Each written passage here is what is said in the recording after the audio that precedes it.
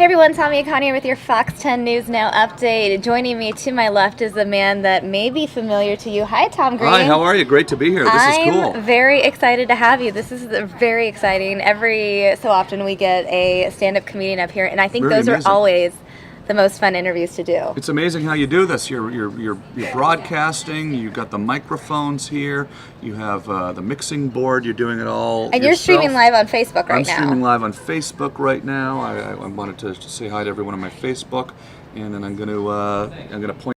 I'm going to pay attention to your cameras here right now. This is cool. Great to be in Phoenix. Yeah. This is so much fun. It's so fun. I'm doing stand-up comedy tonight at Stand Up Live in downtown Phoenix. Right, absolutely, yeah. Right. So I was appearance on the morning show, and I learned that you don't normally come to Phoenix when it's this hot. Normally you visit in the winter, which is a smart decision. Yeah, I've been here in the winter several times. Yeah, but this is the first time I've played at Stand Up Live, though. So it's out.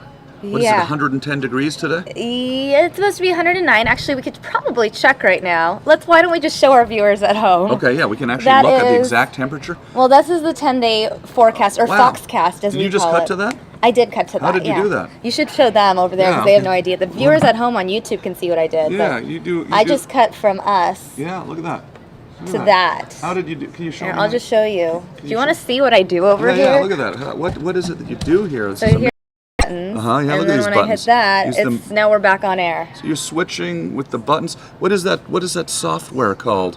It's a switcher, right? Yeah, basically. It's a cool little switcher you have there. Basically. Wow, it's the future. We are looking down the barrel of the future. So I know a lot of the viewers were submitting questions very early on. Yeah, okay. Really excited, like hour ago. Yeah, okay. Eduardo saying, Sami, did his close friends and family ever tell him that he should become a comedian before he actually became a comedian? That's a good question, Eduardo. You know, I always wanted to do. When I was a kid, I was a goofball kid, you know, and I was always goofing around in school and stuff, getting in trouble for goofing around in school. Mm-hmm. And then I got up on stage when I was in the 6th grade for my public speaking competition, for the school. Right. My speech was on comedy, and it was basically a stand-up comedy routine. So was the speech about the... It was about the art of comedy? It was about comedy. But you were comedic about the art of comedy. Yeah, I threw some jokes in there, That's too. pretty clever. Yeah, and then I got some big laughs in the speech in front of the school in the 6th grade. That's when I knew I wanted to do comedy. Wow. So, It's nice to know what you want to do at a young age. Yeah, no, it was good. So I really started doing stand-up for real when I was about 15 years old at the comedy club in my hometown in Ottawa, Canada. And did that for a few years, started my show on public access TV, then ended up on MTV, and now I'm touring around the world doing stand-up, and we're here in Phoenix tonight. Everybody's got to come down to the shows. It's live tonight in Phoenix. It's going to be fun. Right. I feel like you mentioned being on MTV. That's my first memory of you. And I think I said the exact same thing to Bill Bellamy last week. It's like, I remember you from MTV. Oh, yeah. But I'm of that generation where my first memory, I guess, was on MTV. And I guess that kind of took you from, I guess, being known in Canada to sort of I'd never being known globally. Been on television in the United States until MTV picked up the show in 1999, and when that happened, it was a worldwide thing. It was instant sort of notoriety in America, and it was cool. Yeah, it must have been hard to walk down the street. It was cool. It was very cool. I got to go on Oprah. That's big. Yeah, my parents and I went on Oprah and played some of the pranks that I used to do on my parents. So it was very cool. But, you know, it gave me this opportunity to tour around, do stand-up, and I'm going all over the world now doing stand-up. I'm in Australia and Canada and, you know, Ireland, well, you can't Scotland. really... Canada you grew up in. I did, yeah. But it's international. It is international. Yeah. But, no, this is cool. Yeah, what else? Let's see some other questions so here on many YouTube. Can I just pick questions? Yeah, you can pick questions, sure. Oops. Okay, I'll just pick some questions here. Let's see here. And I stared him blankly and I'll give him a huge hug. Yeah, that's from Rachie Awesomeness. Yeah, we've got, and you were scrolling through all your questions here.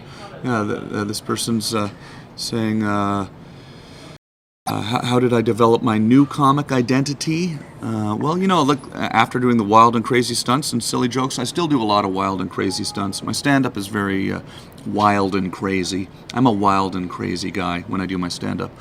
Which you guys can see live, by the way. Live tonight, actually, at Stand Up Live, and I also I do a web show now as well, kind of like this, which we can bring up and show the viewers. Look, oh wow, you can do that. I can do so many things oh my God, here. Look at that. Now this suddenly we are. Wow, this is really cool. Looking at. I want to ask you more about what this program is that you're using. This is really neat. Yeah, you've got a great switcher. It's the future. Look, absolutely. I'm here on your page now, and everyone at home can now see your page. Yeah, this is super cool. Well, we're in the corner of the page. Yeah, this is TomGreen.com here, so I do this. Well, this is your YouTube channel, right? Yeah, But does it also just redirect here? Yeah, if you go to TomGreen.com, it'll link all the videos from YouTube, and it's my YouTube channel, youtube.com/TomGreen. One of these? You can pull up all these videos, and this is the studio that I built here. So we go live in the studio, and this was fun. We had a caller from Japan. If you scroll to the top, that's right there. We had a caller from Japan the other day. I called in on Skype, so you can see how it works when you call in on Skype. This is comedian Duncan Trussell, who's on the show. Yeah. Now we're playing YouTube. Hey, you're on the air. What's your name, sir? Where are you calling from? They can hear you, by the way. So this is what it's like when you call in on Skype. Right now. Cool. I'm actually from LA, and we can cut to them. Duncan, I was just checking out your videos on Comedy if you Central. want to become friends with the Webovision, you can see there on the desk there. And this is my little studio that we built, so it's really kind of ridiculous and fun. And you shoot that out of Burbank, right? Yeah, we shoot it out of Burbank. Yeah. Every day, almost? Every day that I'm in Los Angeles. Right. So obviously not today. Usually, Mondays, Tuesdays, and Wednesday nights are most. But if next week I'm not touring next week, so I'll be on air every day next week. Mm-hmm. Yeah. So it's fun. It's very much like this. I'm into the technology. I can see you're into the technology. Yeah, that's what we do. I mean, iPhones, Periscope, streaming. Yeah, it's super cool. It's kind of the future. It is the future. We are in the future right now. We are robots. We are not even human beings.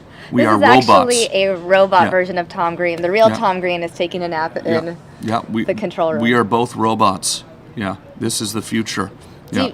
I know this is probably the silliest question, but it just popped to mind. But do you consider like a green room yours personally because of the last name? Yeah, absolutely. Every green room is my room. Absolutely. I was like, oh yeah, we had Tom Green in the green room. Oh my gosh, it's the Tom Green room. It's weird. It's weird when that happens, huh? It's like a loop, too. Yeah, do you want to take the other? You were just more you want to just know how this whole thing works. Oh, look at that. There's another camera over there. Oh my gosh. Very cool. That's really nice. Yeah, and this is the newsroom here. And then if you want to see something in the corner, if we want to, for example, if we wanted to watch we could put Carly Fiorina in our corner. There you go. Now we can hear her. Oh, wow. And now we're watching Carly Fiorina here. Oh, very cool. See, this is a real great little switcher you got here. Super, super cool. This is a lot of fun. Everybody go to TomGreen.com right now. I also have a new podcast. I want people, if you like podcasts, you can download that from there. It's on the new Play.it network, and you can just link to it from TomGreen.com. All right. I feel like I'm ignoring the fans. I feel like there's so many questions coming in. Okay, and these are questions from like 25 minutes ago. I'm just scrolling back up. Deborah's saying, Tom, do fans ever ask you about Red Green? Oh, Steve yeah, Smith, absolutely. LOL. Red Green is a Canadian legend. And when my first show came out, when the Tom Green Show first started, people would get it mixed up. They'd think the Red Green Show is an amazing show. Everybody's got to check out the Red Green Show. I grew up watching Red Green on Canadian television, and it's hilarious. Yeah. But I am not him. And Deborah asking to follow because Deborah's in Canada. Tell him we'll be coming to New Brunswick for an appearance anytime soon. Absolutely, yeah. I've got to get out to New Brunswick. I haven't been to New Brunswick in a while, so I have to get out there. I love touring Canada. I'm going to be doing a Canadian, not a full Canadian tour, but a lot of Canadian dates coming up in November. You can get all my tour dates on my website also. TomGreen.com. TomGreen.com. Just go there for everything. Do you have a green room in your studio? Please tell me you do. We do, but it's not green. But it is there. Yeah, we have a green room. I really feel like do you like promote the fact that it's a green? Yeah. I don't know why I'm so entertained by this small little thing. Yeah, that's cool. The little things are always the fun things. Yeah. The little differences. The little things that entertain you. The little things. Yeah. Well, this is a little thing that really entertains our viewer, AL, also known as Eduardo. I just saw him on Fox 10, and since he's doing an interview, he looks like he enjoys a craft beer, so it'll be interesting to know what he enjoys. He wants to know what your favorite craft beer is. I actually have my own craft beer. Really? I do. Yeah, wow. I can bring that up on the computer and show Let's everyone. Show everyone are you able to go online and show people stuff? That's what I was Just doing type in the Tom Green beer. the Tom Green beer. It's with this great craft brewer in Canada called Bose. You Click on that right actually there. have Yeah. wow. Click on that. It's a great brewery called the Tom Green Beer, called Bose Brewery from Ottawa, Canada. And it's a really delicious milk stout. And this is a little promo we made for the beer. It's a really great craft beer, actually. Wow. You should check it out. It's only available in Ontario and New York State right now. But Can they online? it says you may be able to order online. Online store. It looks like you can buy it online. I think you guys can get that now. Very cool. That was a fitting question. Very good. And never have we had a guest where Eduardo's asked that question and they've responded with, well, I have my own beer. Yeah, absolutely. So It's a really good beer, too. It's an award-winning beer. It's a milk stout. Tastes kind of like chocolatey kind of coffee flavors to it. And it's very tasty. Try it. It's the Tom Green beer. It's my favorite beer. Beer is really popular in Canada. Beer. We're big drinkers up there. They Gets are. cold. Gets cold, and in the winter we drink. To keep your bodies warm. Yes, absolutely. Just in case the heater goes out or... Absolutely, yeah, absolutely. Lots of drinking going on. The Celebrity Apprentice, about Donald Trump. What do I think about Trump running for president? That's a good question, Bina. Yeah, I got Donald Trump fired me on the third episode of the Celebrity Apprentice. So you're not going to vote for him then? I can't. I actually you're can't Canadian. vote. I'm Canadian, so I can't vote anyways. But I do think it's definitely really interesting to watch him running for president. I've been enjoying watching him running for president, and it's interesting knowing someone. I mean, I've sat in a room with Donald Trump and been fired by him, and it's kind of cool to see him, making a lot of waves out there. Were you surprised when you found out he was going to run for president? I was surprised that he actually did, because he's always sort of Talked been about it. planning to run for years, and then he actually has gone and done it, and now he's leading the polls. So it's pretty amazing to see. I think it'll be good for comedy, because he always has something outrageous and controversial to say, and that is always good for stand-up comedians. Have people in power or running for office that are ridiculous. Easy to make fun of, basically. Yeah, kind of, yeah. I think he's this election. I wouldn't want to say he's this election Sarah Palin, because he's actually quarters. It'll be interesting to see what happens. Seems like the guy everyone's talking about. Yeah. Julia wants to know if you're a Bill Clinton fan. I don't really, weigh in on my political, lean.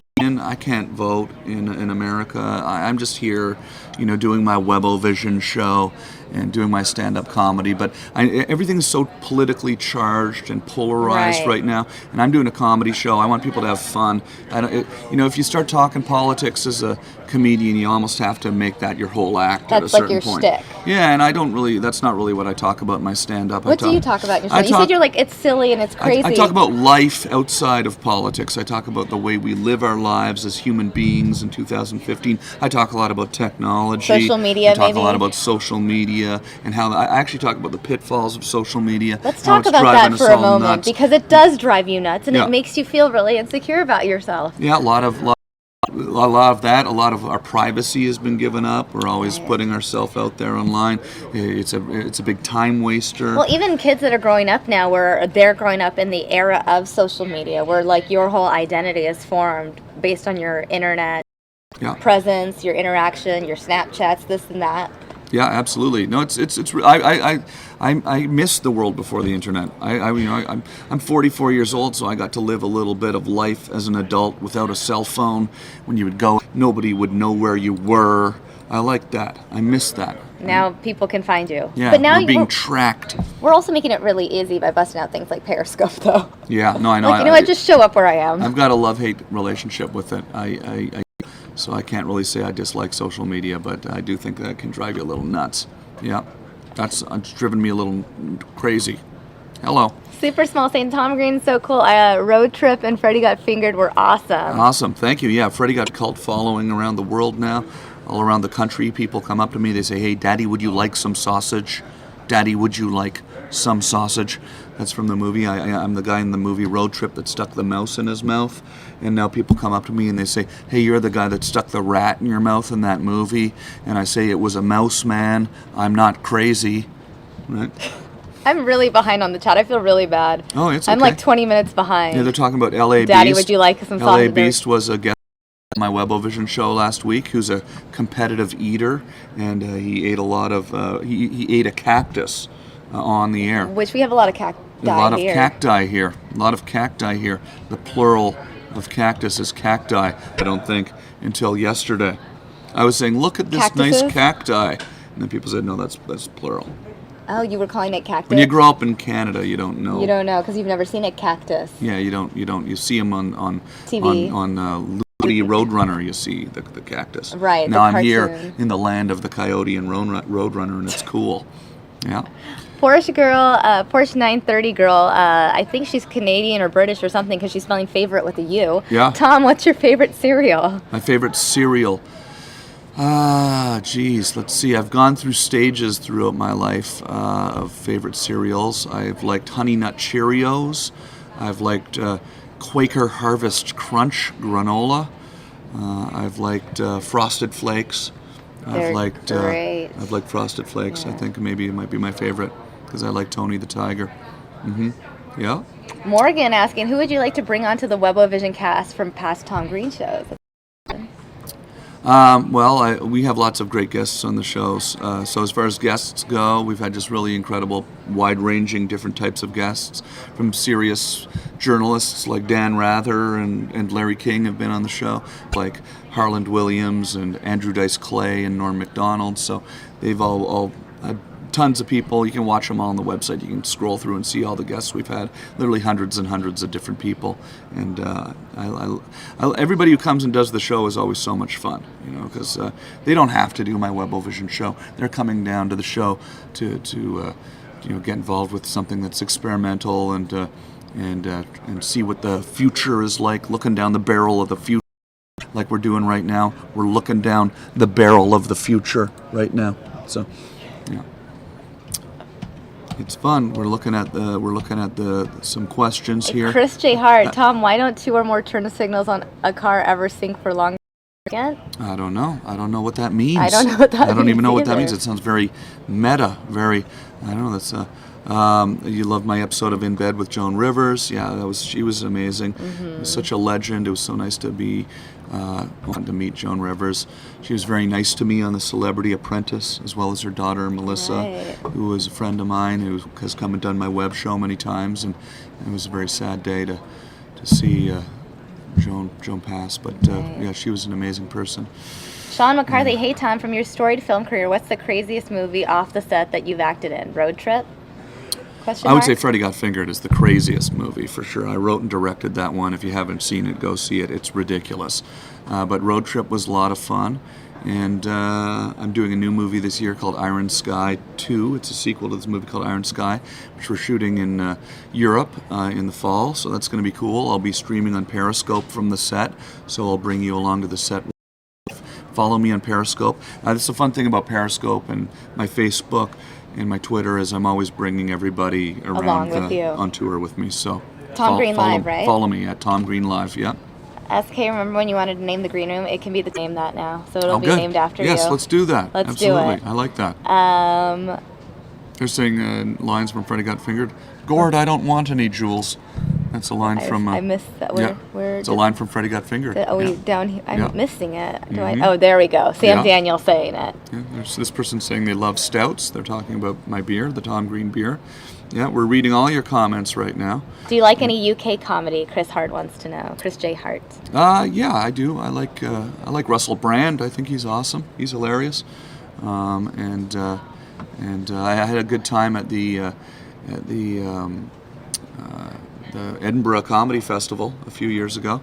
So I hope to get back there soon. In Scotland. Yeah. This person's talking about the time I had Exhibit on my show on the Webovision, the rapper Exhibit, and we rapped together. I used to be in a rap group when I was a teenager. Are you good at freestyling? Yeah, not really. I mean, go watch me rap aside. Okay. I've never freestyled in a newsroom. It might. Could you try?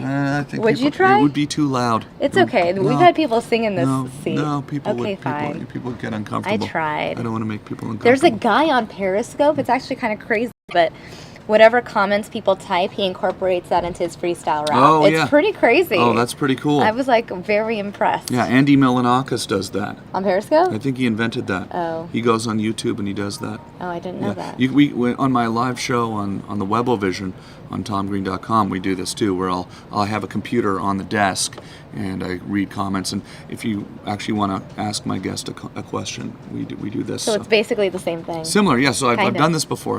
I'm very comfortable in this environment. Feels like home. Sam Daniel saying, Tom, you said you tried being honest in a 2009 episode of Webo and it didn't work out. What did you mean by that? 2009 episode of Webovision is hard for me to recall specifically talking about because we've literally done thousands of episodes. But I'm not sure. I think he's trying to say, I guess you mentioned once, you tried being honest in life and it didn't really work out. Maybe. First of all, on the show, I'm always try to be as honest as possible. It's Webovision special is it's not scripted. I'm very honest with the fans. I talk about what we're doing. We've just started a subscription service. We're asking viewers to go subscribe. You can go to this subscription service called connectpal.com. It links off of the website, and you can pay $5.99 a month, and you get all of our shows, all of our archives, new shows, old shows, rare episodes, and we're doing that to kind of cover the costs of the studio. Right. And it's an independent thing we're doing, and we're sort of having a funding drive right now. And I talk a lot about the behind the scenes of the show and how we're trying to keep the show alive with subscribers, and I'm very honest with everybody about everything that we're doing. Is a good thing in television. People like honesty. Cookies 21 asking, no green card? I have a green card. Yeah, I am not an American. It's a green. Oh my gosh, everything is entertaining me. Yeah. I have a green card. A Tom Green card. Rube. Absolutely. Oh, why am I so entertained by this? Yeah, this is cool. I'm really. The problem with this is that if you scroll too much, it goes all the way to the bottom, and then you skip over everyone's questions, and everyone's mad. Okay. It's like you didn't ask my question. Everyone's mad.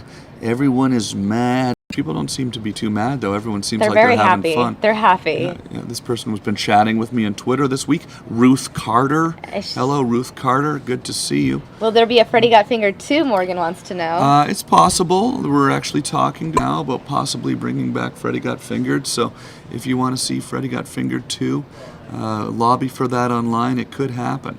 Mm-hmm. Oh my goodness, go put your bum on Jeff. Okay, could do that, yeah. Jeff my bum is on the Jeff. Yeah. My bum is on the Jeff. Oh my gosh, that song is that song can get in your head. Let's went to number 1 on Total Request Live. I remember, I watched every single episode of Britney TRL Spears ever. Off the countdown. Wow, that's serious. Yeah, absolutely. What video was it? Baby One More Time? It doesn't matter, Britney Spears. It wasn't Baby One More Time. Crazy? It's a good question, I have to remember. Yeah. Might have been. Yeah. It would have been... late 1999, so yeah. So its first album. Okay, let's not get into the history of Big 90s Britney pop. fan. I just grew up watching TRL. Yeah, that was sort of, I don't know if it's like, oh my god, I haven't seen Britney Spears in concert since I was 13. Yeah, well, but she's in Vegas now.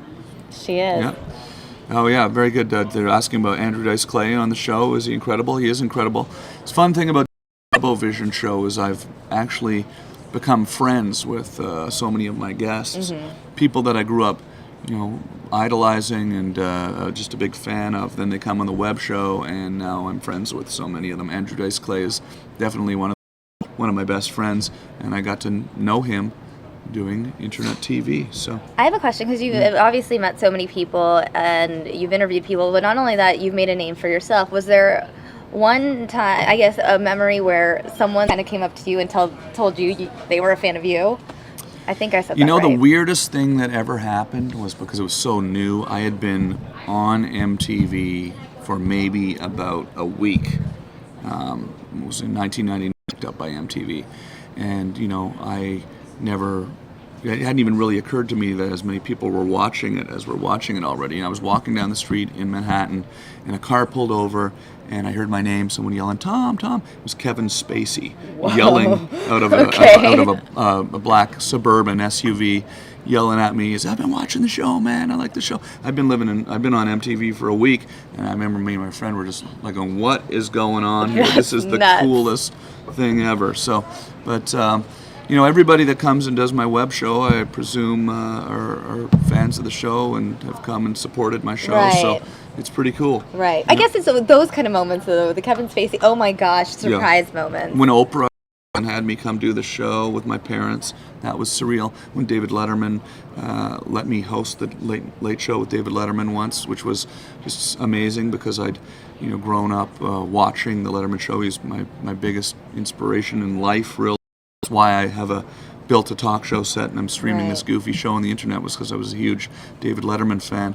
And so when he called and let me guest host his show, that was pretty amazing. So I get very, even though I've interviewed so many people, I get very nervous around people, especially people that I really admire and look up to. So it's weird when I meet these people a lot of the times. But it's also an amazing experience to know that it's a part of your almost normal life.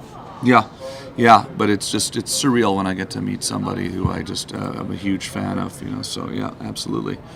Let's see, ask about my 96 Honda Accord. Well, I painted this car, and you have to go on YouTube to see what it is. I don't want to say too much about it now because it's a little graphic, but it did air on MTV, and go have a look. Yeah. YouTube.com/TomGreen.com. It'll link you right to it. Yeah. Tom's Periscope is the best. Yeah. Thank you. I have a lot of fun on Periscope. I was streaming from the newsroom earlier on You Periscope. were. Yeah. Tess saying, please do a walk-on as a walker on The Walking Dead. Do a walk-on as a walker on The Walking Dead. That is wild stuff. Yeah. Okay. Rachel asking, what are your future plans, movies in the making? You already talked about that. Iron Sky 2 is going to be fun. We're going to have fun with that. Sam wants you to make a new album. Ruth loves your dancing in the Canadian ATM video. Yeah. Eduardo's asking, does your milk stout include nitrogen to enhance the lactose flavors? Right now we have it on tap, and some people, I don't believe it's been on nitrogen tap yet, no, but maybe in the future. But it tastes great on tap. It's an amazing draft beer. Yeah. You're mentioning Olivia Munn. Olivia Munn has been a guest on my Webovision show. That was interesting. She used to do a TV show on the G4 network. Right. And back when she was doing that, she would come on my show and be a guest. And it's amazing to see what's happened to her. She's turned into this movie star, which was pretty cool because she was coming on my web show back when she was hosting a TV show on G4, so she's very cool. Very cool. Ruth Carter wants to thank you for doing your cancer special. I watched it ad nauseum during my cancer scare. It made me laugh, and it was just a scare. Yeah, you're doing well. And we filmed my cancer surgery in the year 2000. And a lot of people come up to me who watched that show and went and diagnosed their cancer afterwards because of the show. And it's been feel good that we did that. Yeah. Mm-hmm. Morgan, cancer survivors here. Let's stick together. I'm a cancer survivor. I can't imagine what it feels like to just be told by a doctor. It's a scary sort of slow motion, kind of surreal. Everything goes into slow motion, and you just think, wow. But so much weird stuff was happening in my life at that time. The show had just been picked up by MTV. All these crazy things, these stories I've been telling you about, were all happening. And then you go in the doctor. Got cancer. It's just like, oh, okay. That will probably happen when everything else is going on. This makes sense. Life is just weird, and you realize life is strange, and you can get these curveballs thrown at you at any moment. Right. And that's why you got to be positive and enjoy your life, because you never know when you're going to get some crazy news, right? So you got to stay positive and enjoy the good days. That's why I'm having fun right now here on News Now. I like that promotion. We'll clip that there and just keep replaying that on Have fun on News Now. Morgan Reese, would you do another film as such as Subway Monkey Hour? That is my #1 comedy video of all time. I still crack ribs watching that. It's funny. I was at one of the radio stations in town this morning, and they had the Subway Monkey Hour DVD. I took a photo of it and posted it on my Instagram just about an hour ago. You can go look at that if you want. Can you do that? I can. Yeah. Where? No, we don't have to do it. No, we can do it. Well, I don't need to. I can do this. I don't want to tell you what to do. No, you can tell me what to do. Tom Green Live on Instagram. You mentioned the Subway Monkey Hour. You can go look at that on Instagram. Go follow me on Instagram. That was the special where I went to Japan and we walked around Japan and did all sorts of goofy stuff. and it was a lot of fun. There's the Subway Monkey Hour. They don't see it yet. Yeah, look at now that. they see it. Look at that. That is cool. Where is what everybody is seeing? Program, and this is preview. Oh, I see. Where's program? Oh, there you go. Look at that. I see. Yeah. Wow, look at that. That's the Subway Monkey Hour right there. So that was an hour-long special that we did for MTV, where we went and did pranks on the street in Japan and confused everybody. And the Japanese are very polite. It's amazing. You can walk through Shinjuku Station, which was the most crowded subway station in the world. Like 1 million people pass through there every day. It might be 4 million people pass through there every day, and it's just silent. And it's just amazing to see the difference in the culture. So when you go over there and you're filming the Subway Monkey Hour and you're screaming on the bananas at the top of your lungs, it's interesting to see the way that the people react. They're staring, and then and they get angry in a different way over there. Right. Japan's one of the quietly. Asian countries. I'd say that there are more English countries in the area. Yeah. So I'm sure they're aware of what you're doing. Yeah, some were and some weren't, but it was you go see the Subway Monkey Hour, and you'll see exactly what I'm talking about. Those are the new "Daddy, Would You Like Some Sausage" T-shirts right there. See that? Those are the new "Daddy, Would You Like Some Sausage" T-shirts, which is from Freddie Got Fingered. And are those on your site that people can grab? We're going to have them on the site soon, but you can get them at my show tonight. Oh, there we go. At Stand Up Live. That's Come a good down plug. to see me tonight live. And this was actually, if this is a play video, this one I shot right this here. video of some lightning 'Cause when I was driving here. Yeah, that's right That would between make Los sense. Angeles. And I got a cool shot of some lightning. And you'll see there, I got it in. Here, watch this there. Look at that. See? I shot that with my iPhone. Yeah. Isn't that cool? Yeah. Pulled over. I know, because you don't shoot things while driving. No. I pulled over. I was at a and I filmed some of the monsoon. Yeah. Don't remind me. Yeah. This is my first monsoon season. Oh, really? I was in LA before. And Oh, I was okay. like, what is this? Yeah. Oh my gosh, rain. I like a nice. Heat. I like a nice monsoon. It's pretty cool. I enjoy a nice monsoon. Yeah. You guys read some more comments here. Very cool. Look Do at your all this. parents miss the pranks? Gordon skates. My parents do not miss the pranks. They're happy that I'm no longer doing pranks. Oh my god. Let's see here. We're looking at all of the questions. Somebody said they enjoyed my Johnny Carson voice. I find myself frequently kicking into that voice. That is wild stuff. Yes. You are correct, sir. That's, Chris J. Ed Hart, McMahon. why don't Ed you... McMahon did my web show all the time. Johnny Carson's sidekick would come on do my web show all the time, which was amazing. Right. Loving talk shows, and then to get to know Ed McMahon was incredible. That's amazing. I love the vulnerable side of Tom. Thank you. Beverly. I'm vulnerable. I am vulnerable. Damn, 2000, that long. The year 2000 is 15 years ago, which is crazy to say out loud. 2000, yeah. Because it doesn't feel like 15 Yeah. years. Yeah, absolutely. Tom arguing with us. What? Did I miss that part? His childhood photos are so sweet. Isn't Tom Green a voice on Robot I'm not. Chicken? That's Seth Green, actually, a different Green. People often come up to me and say, "Hey, Seth. Hey, Seth." I go, "No, you're getting the names mixed up." Seth Green's amazing, though. Robot Chicken's hilarious, and Seth came and did my show last year. You can watch clips of that on TomGreen.com. We drank whiskey together, Seth Green and I, on my show, and had quite a bit of it, actually. But you weren't drinking your beer on the show. No, we were drinking. I have drank You my should beer. do that thing. I have. Not to tell you what to do with your show. You can tell me what to do.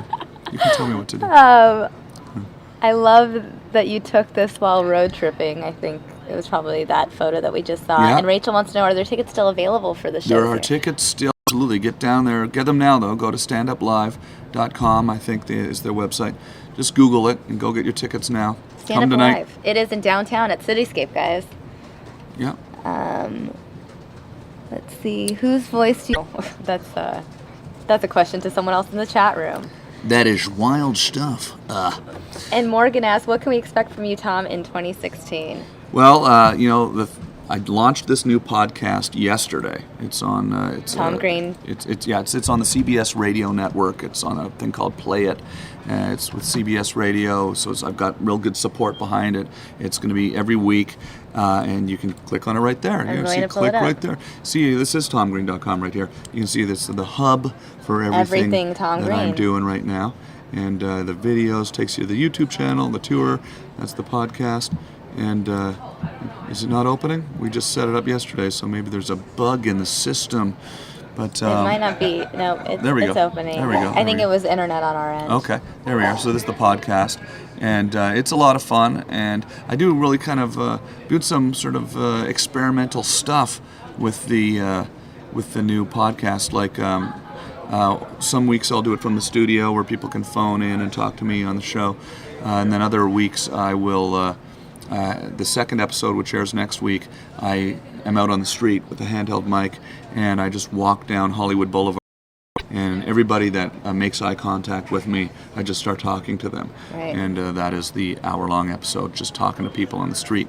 So I'm going to take that around the country with me when I'm touring, and you can go on tour with me on my podcast. So fun. Yeah. So you mentioned so many things you've done, from going around doing man on the street interviews, podcasting, your talk show, your Webovision, your talk show that you do with MTV, acting. Is there one thing that you enjoy doing the most, or more than any of those things? Touring, maybe stand up. I mean, I love doing stand up, but the thing is they've all kind of blended together into one thing. Like the Webovision, the TV show I'm doing is sort of intertwined with the stand-up, the Periscope. It's all kind of like one wacky kind of world. Like when I go out and do stand-up, I'll be doing, tonight when I'm doing my stand-up, after the show I'll tell everybody about the Webovision, and then when I go home to Los Angeles next week, a lot of the people that were at the stand-up show will be calling in, and we'll talking about the stand-up show. So it's all sort of layered on top of each other. It's just all part of the Tom Green brand lifestyle. One big wacky world. It's a surreal and crazy world. It gets very strange. Like, I don't know if you want to go back to the videos. I can show you how strange. Right here. Yeah, so there's Andy Milonakis and I. That was just a couple of days ago. But if I can just show you a couple things real quick. I can grab them out. Can I grab your... Take over. You can just take over my show. I'm just going to go get some water. No, don't go. Do you want a cookie, by the way? Yeah, I'll have a I brought these out to share. Let's see here. Because Girl Scout cookies are very good. Yeah, how do I get back to the front page of it here? Here we go here. You can see if I go to the front page here of my Webovision. Let's see, let me just go to the front page of my Webovision. Yeah, here we go. So here's some late night Webovision. Dee's, I have an online store. I want to buy a T-shirt. It's playing a commercial right now on the YouTube. But do I have an online store? We are going to be launching the online store in a couple of days. Yeah, and you will be able to get a T-shirt. So. And Tess says it would be cool to have radio. Mm-hmm. Well, it's on the Play It network. So it's basically the same thing. You can download it to your phone. You can listen to it in your car. This is the opening to the show. We can increase the volume so the viewers can you want to see it? You want to see the opening of my Webovision? I'm assuming there's music behind it, right? Yeah, it's I had muted the background. Yeah, wait, but I have to do that here. Okay, all right. The volume. Okay. Here, have some more cookies. Mm-hmm. Chris wants us to cuddle. Not enough cuddling in the world. Mm-hmm. Chris J. Hart. Here we go. That's the intro. It's fun. Now that's this is fun thing about the interactivity of Webovision. That amazing animated intro was made by a viewer in Ecuador. Very cool. So you really incorporate your viewers with, like you said, everything you do. You take them along with you on Periscope. You have them call in. This is how kind of it gets a little weird. Sometimes late at night, the show just sort of becomes. This is me taking phone calls. That's me. I shouldn't have ruined the surprise. This is a caller calling in from. I think he's calling from Puerto Rico, actually. Oh wow. But the show gets really weird at night. If you like weird stuff, it gets weird. Wearing a pig mask. That is That's what I'm doing. But you never, and this frying pan on the desk here. Right here. I sometimes will make grilled cheese sandwiches. It just seems like it's really fun to hang out with you on your show. It's fun. All I have to offer is cookies. You offer grilled cheese sandwiches. Yeah. That's a whole nother level. I make the grilled cheese sandwiches live for my guests, and they are very good, by the way. I'm very good at making grilled cheese sandwiches. But so it's fun. Like literally every night, I'm in Los Angeles. If you go to the website, it's live. You can interact like we're doing now, and it gets weird and wacky and like this. Connect Pal website you had mentioned earlier, Yeah, right? that is the subscription service. So if you really like what you see on the free site, then you can get tons of extra stuff on there. Old episodes. I've got this sort of a vault of videotapes from the last 25 years. Like I have saved every video that I've ever shot, and we're uploading them onto the Connect Pal subscription service. And you're sort of supporting.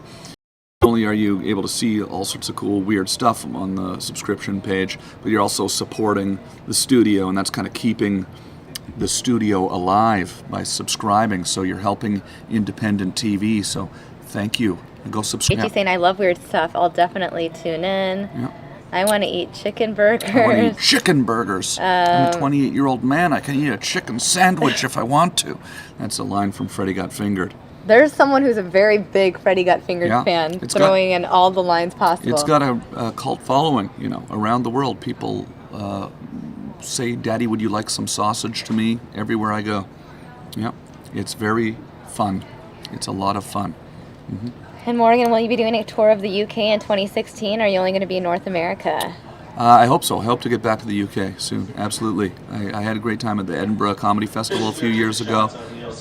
I played at the Greenwich Comedy Festival in London years ago. I've had amazing shows over there, so hopefully I'll be back in the UK soon, mate. Yep. And then Chris Stone wants you to come back to New Zealand. I missed you last time. Yeah, that was awesome too. Basically, this is a forum for them to beg you to stay or I want to get over there soon. You're touring all the time, then, I assume. Yeah, all the time. Yeah. I'm going to be in Houston in a week and a half, in Austin, Texas, San Antonio. I'll be in Utah, all over the place. A lot of time on planes or tour bus? No. Mostly airplanes. I did drive this week, which was nice, but mostly airplanes. Yeah. Yeah. Absolutely. You ever get tired of flying? I mean, it's faster. Well, that's true. The airplane is much faster. I guess it's more going through security. You probably have that. Do you have the pass where you pay $99? I don't. I want to get that. Through? I feel like you should. Pass. Yeah, absolutely. I need to get that. Then you don't have to take shoes. I know. It makes life so much easier. I know. I don't like taking my shoes off. It bothers me. All right. Well, I think we've gotten through all the questions. All right, great. I think there's one more about the beer. You can answer it if you want, Eduardo. Just go to Tom. Bose.ca. Thing you want to know about the beer, BEAUS.ca. Can they find info about the beer on your website? Yeah. Well, go to the Bose website, which is the craft brewers website. They've got an amazing website. Right, just beer in Google, and you'll find it that way if you can't remember. Google is also very helpful. It's a great search engine. Yeah. I don't remember life before Google. Yeah. No, I do. There were things like Ask Jeeves and Alta Vista. Yeah, I don't remember that. You don't remember those of the past? That's you are very computer savvy. Yeah. I remember Google. Oh yeah, this is pre-Google. Yeah, pre-Google. When websites were still on GeoCities. Wow, that's cool. Like that. Very cool. I don't know. I've had TomGreen.com has been 96. So you've been around on the internet. We've been doing the web stuff for a long time. I love it. It's fun. And Gordon Scafoot, come back to Chicopee. Oh yeah, Chicopee. I like it out there in Chicopee, Massachusetts. I was just there. I used to work there. Hey, Morgan Reese, thank you. You made my week. Thank you, Morgan Reese. Hey, Rob. Hey, Chris Stone. Hello. Sugar makes you go, go, go. Makes your leg go like this. It makes you go, go, go. That's from my Billy Bob character that I did on the old Tom Green show. So, yeah.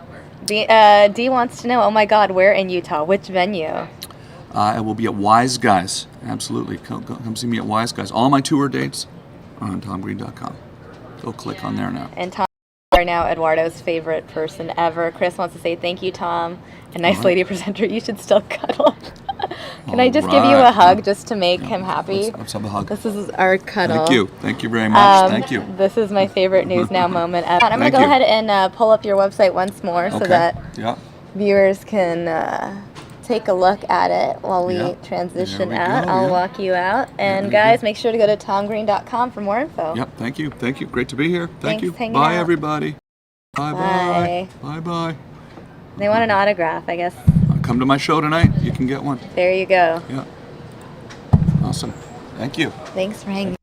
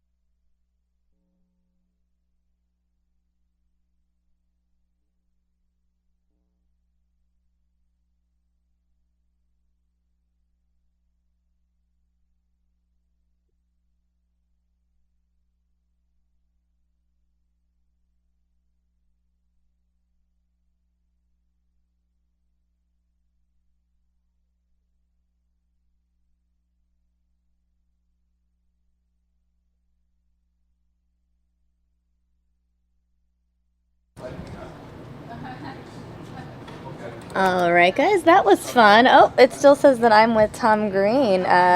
You guys hanging out. We have a lot going on right now. I'm looking at one of my feeds, and it looks like they're sending us the live feed of that New Hampshire rape trial. I know it's kind of odd to go from a really fun conversation to watching a rape trial take place, but this is a story we've been talking about for a while. New Hampshire prep school rape trial where the guy apparently allegedly raped this 15-year-old girl as part of a senior salute where you have to go sleep with as many underclassmen as possible as part of your tenure as a senior at the school. I don't really know. Let's go ahead and just check in as far as what's going on here uses of computer equipment in that he knowingly utilized a computer online service and or internet service to seduce, lure, or entice a female child the age of 16, DOB October 24th, 1998, to commit an offense of sexual assault and or related offenses by utilizing St. Paul's School email and or Facebook. Guilty or not guilty? You say, Madam Foreperson, that the defendant, Owen Labrie, is guilty? Yes. So say you all members of the jury? Yes. How do you find the defendant, Owen Labrie, on indictment number 973495C, accusing the defendant of aggravated felonious sexual assault by knowingly engaging in sexual with a female juvenile, DOB October 24th, 1998, by placing his penis into her genital opening, utilizing the element of surprise to cause the penetration before the female juvenile had a chance to flee or resist. Guilty or not guilty? Not guilty. You say, Madam Foreperson, that the defendant, Owen Labrie, is not guilty? Yes. So say you all members of the jury? Yes. And how say you, Madam Foreperson? How do you find the defendant, Owen Labrie, on indictment number 973495C, 496C, accusing the defendant of aggravated felonious sexual assault by knowing sexual penetration with a female juvenile, DOB October 24, 1998, by performing cunnilingus when the female juvenile indicated by speech and or conduct that she did not performance of the sexual act, guilty or not guilty? You say, Madam Foreperson, that the defendant, Owen Labrie, is not guilty? So say you all members of the jury. Yes. And how say you, Madam Foreperson? How do you find the defendant, Owen Labrie, on indictment number 973497C, accusing the defendant of aggravated felonious sexual assault by knowingly engaging in sexual penetration with a female juvenile, DOB October 24, 1998, by placing his penis into her genital opening when the female juvenile indicated by speech and or conduct that she did not freely consent to the performance of the sexual act, guilty or not guilty? Not guilty. You say, Madam Foreperson, that the defendant, Owen Labrie, is not guilty? Yes. So say you all members of the jury? Yes. And how say you, Madam Foreperson, how do you find the defendant, Owen Labrie, on indictment number 973498C, accusing the defendant of sexual assault by knowingly engaging in sexual penetration with a female juvenile, DOB October 24, 1998, who was 13 years of age or older and under the age of 16, and who was not his legal spouse, by inserting his finger into her genital opening, and the age difference between the defendant and the female juvenile was 4 years or less. Guilty or not guilty? Guilty. You say, Madam Foreperson, that the defendant, Owen Labrie, is guilty? Yes. So say you all members of the jury? And how say you, Madam Foreperson, how do you find the defendant, Owen Labrie, on indictment number 973499C, accusing the defendant of sexual assault by sexual penetration with a female juvenile, DOB October 24, 1998, who was 13 years of age or older and under the age of 16, who was not his legal spouse, by performing cunnilingus between the defendant and the female juvenile was 4 years or less. Guilty or not guilty? Guilty. You say, Madam Foreperson, that the defendant, Owen Labrie, is guilty? Yes. So say you all members of the jury? Yes.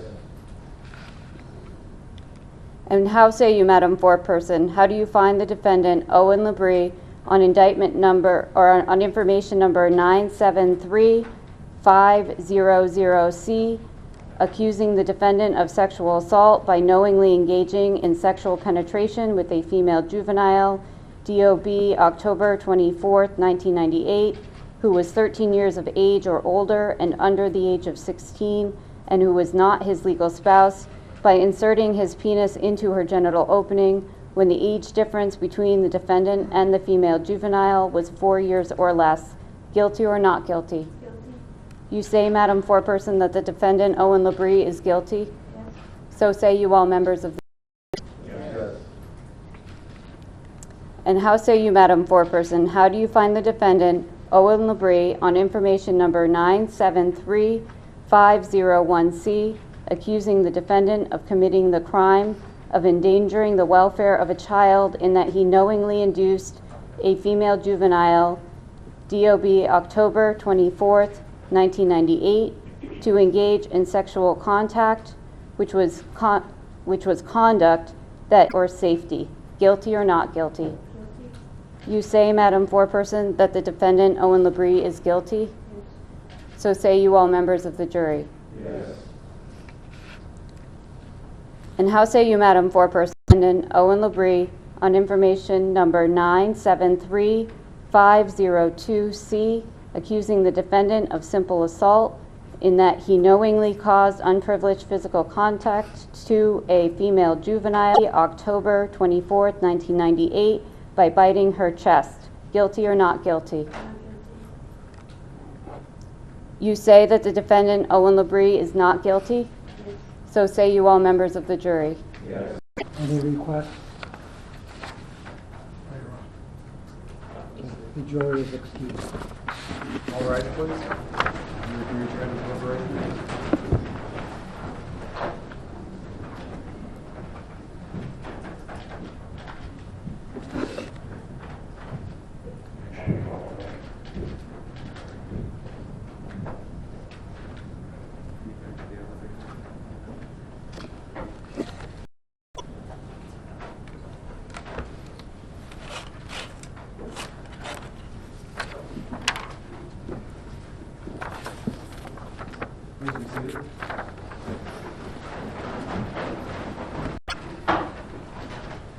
I assume that the issue of sentencing, what kind of schedule does counsel wish? May I have a moment? Sure.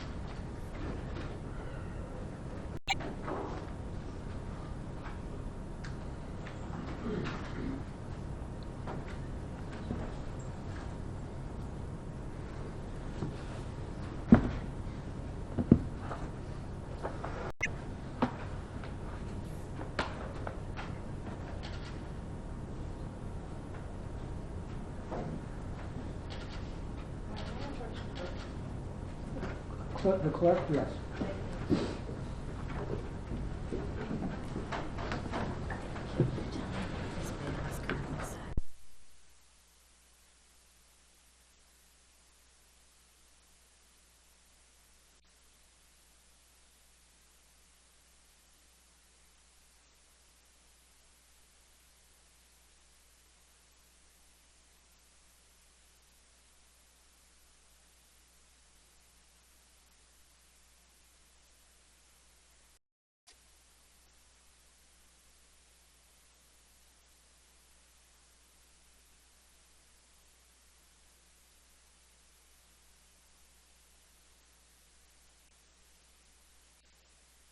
Right, guys, in case you missed it, Owen Labrie was not found guilty for the 3 felony sex assault charges. He was found guilty of misdemeanors, 3 counts of misdemeanor sexual assault, felony rape. This was a former senior at St. Paul's, an elite prep school in New Hampshire. Owen Labrie had gotten into Harvard University. As you can see, we're getting these live images in from court. Owen Labrie reacting to the guilty verdicts. You can see he's very emotional there in court. We'll continue to bring you these live images for as long as we get them, courtesy of Fox News.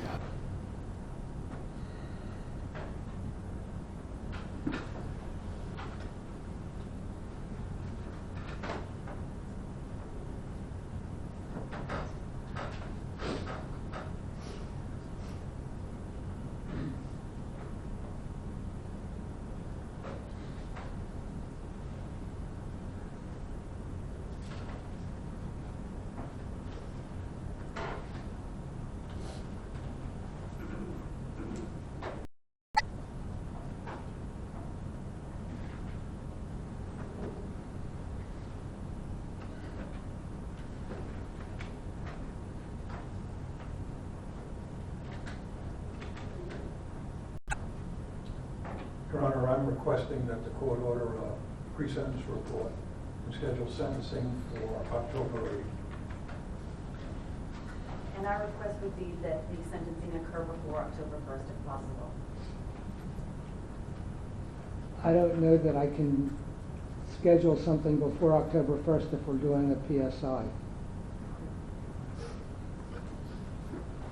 It's better than 60 days. October 1st? Oh, I'm sorry. Thank you. I stand corrected. I don't even know what date it is today. That is our request. I can't grant, I think there is a good reason for a pre-sentence investigation report. And if I do that, that's 45 to 60 days. That's the nature of the process. Does October 8th give I'm not even sure that's enough time for a PSI. I think we're looking more in the second half of October range. Given that it's the end of August, we're looking probably around the 5th of October, which we will give you a date and make sure the PSI is done by that date, if the parties want to agree on that date. But If the court's convenient, if it can't be before the 1st of October. I don't think it could be. May I suggest the 29th?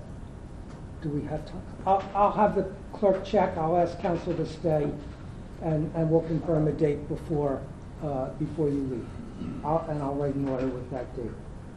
I'm trying to, I have no conflicts of any kind, so that the date once set will not have to be moved. No, and I agree, and I think all the parties ought to be able to depend on it. Is there going to be a request for modification of bail pending sentencing? Yes, there is, Your Honor. Let me adjourn before we do that to thank the jury, and I want to see counsel briefly, and then we'll have a bail hearing. Thank you, Your Honor. All rise, please. And meanwhile, we can perhaps get a date. Yes, Your Honor.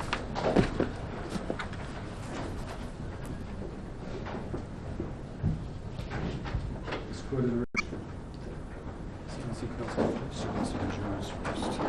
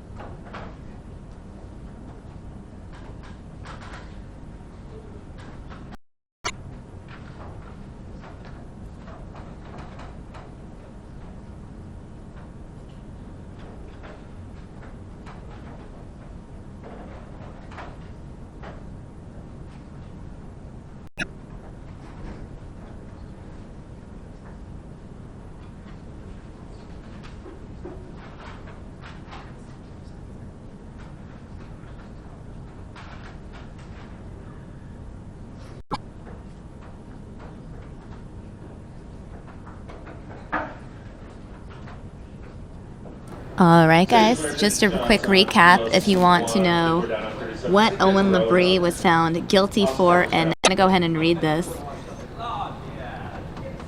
for you guys here. First count, using computer to lure minor for sexual acts, found guilty. First count of aggravated felonious sexual assault, not guilty. Second count of aggravated felonious sex assault, not guilty.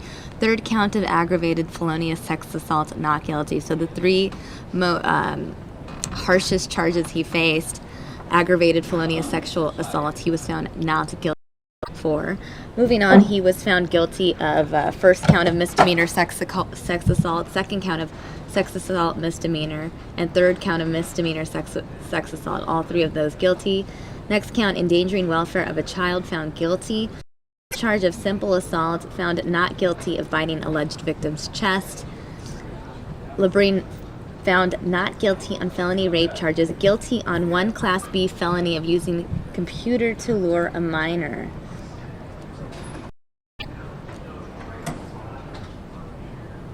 Owen Labrie found guilty on misdemeanor statutory rape charges, luring minor, using a computer, and endangering the welfare. The Class B felony that he has of using a computer to lure a minor carries 7 years.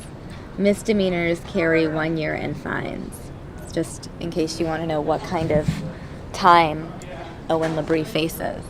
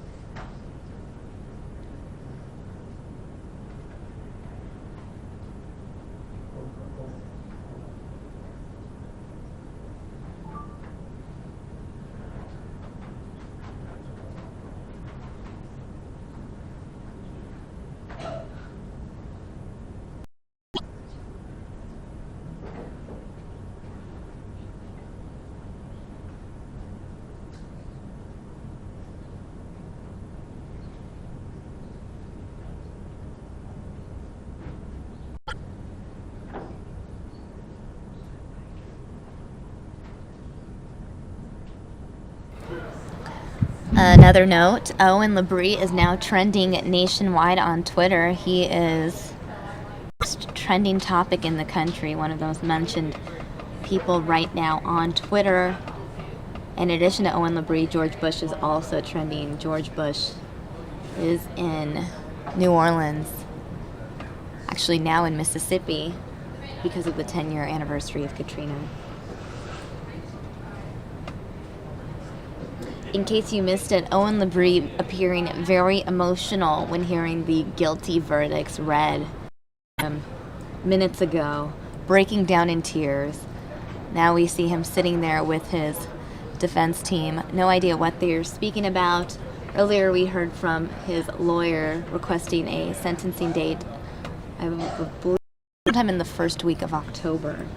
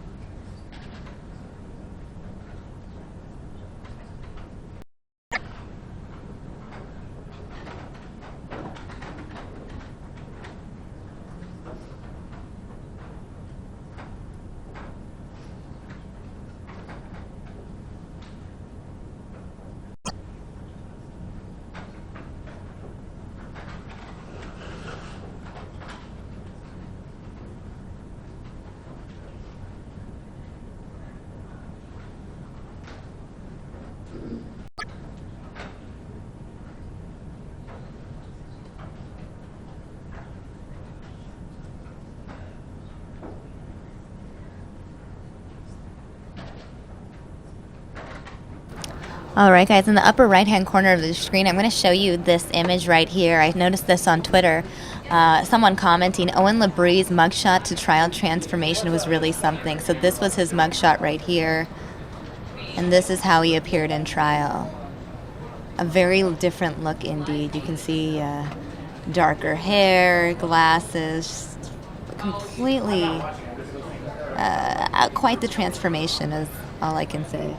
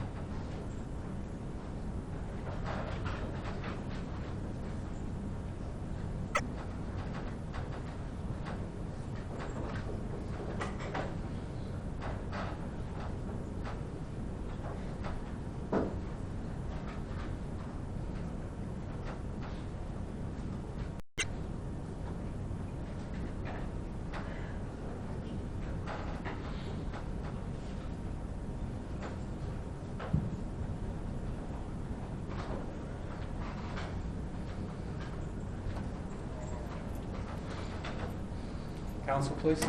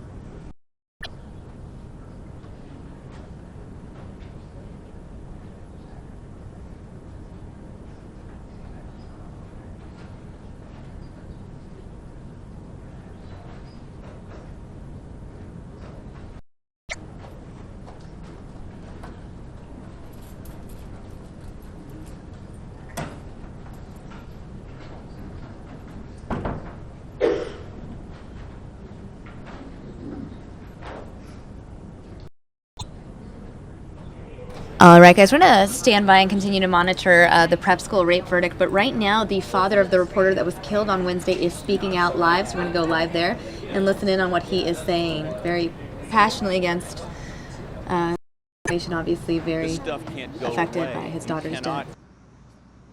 Let this die. And I know you've got other news to report on, but this can't be the story for 3 days and then, you know, oh gee, well, let's see what Donald Trump has to say next week, or what's Donald Trump doing. This has got, you guys, she was one of you. She was one of you. She was in the fraternity. She was a journalist. And frankly, you guys should be concerned, because now when we're out here like this, I mean, everybody's a target. Everybody's a target. So you got to be with me on this. And we've got to do whatever we can to hold these people's feet to the fire and not be afraid of the NRA fighting any kind of reasonable legislation tooth and nail. We're not trying to take people's guns away.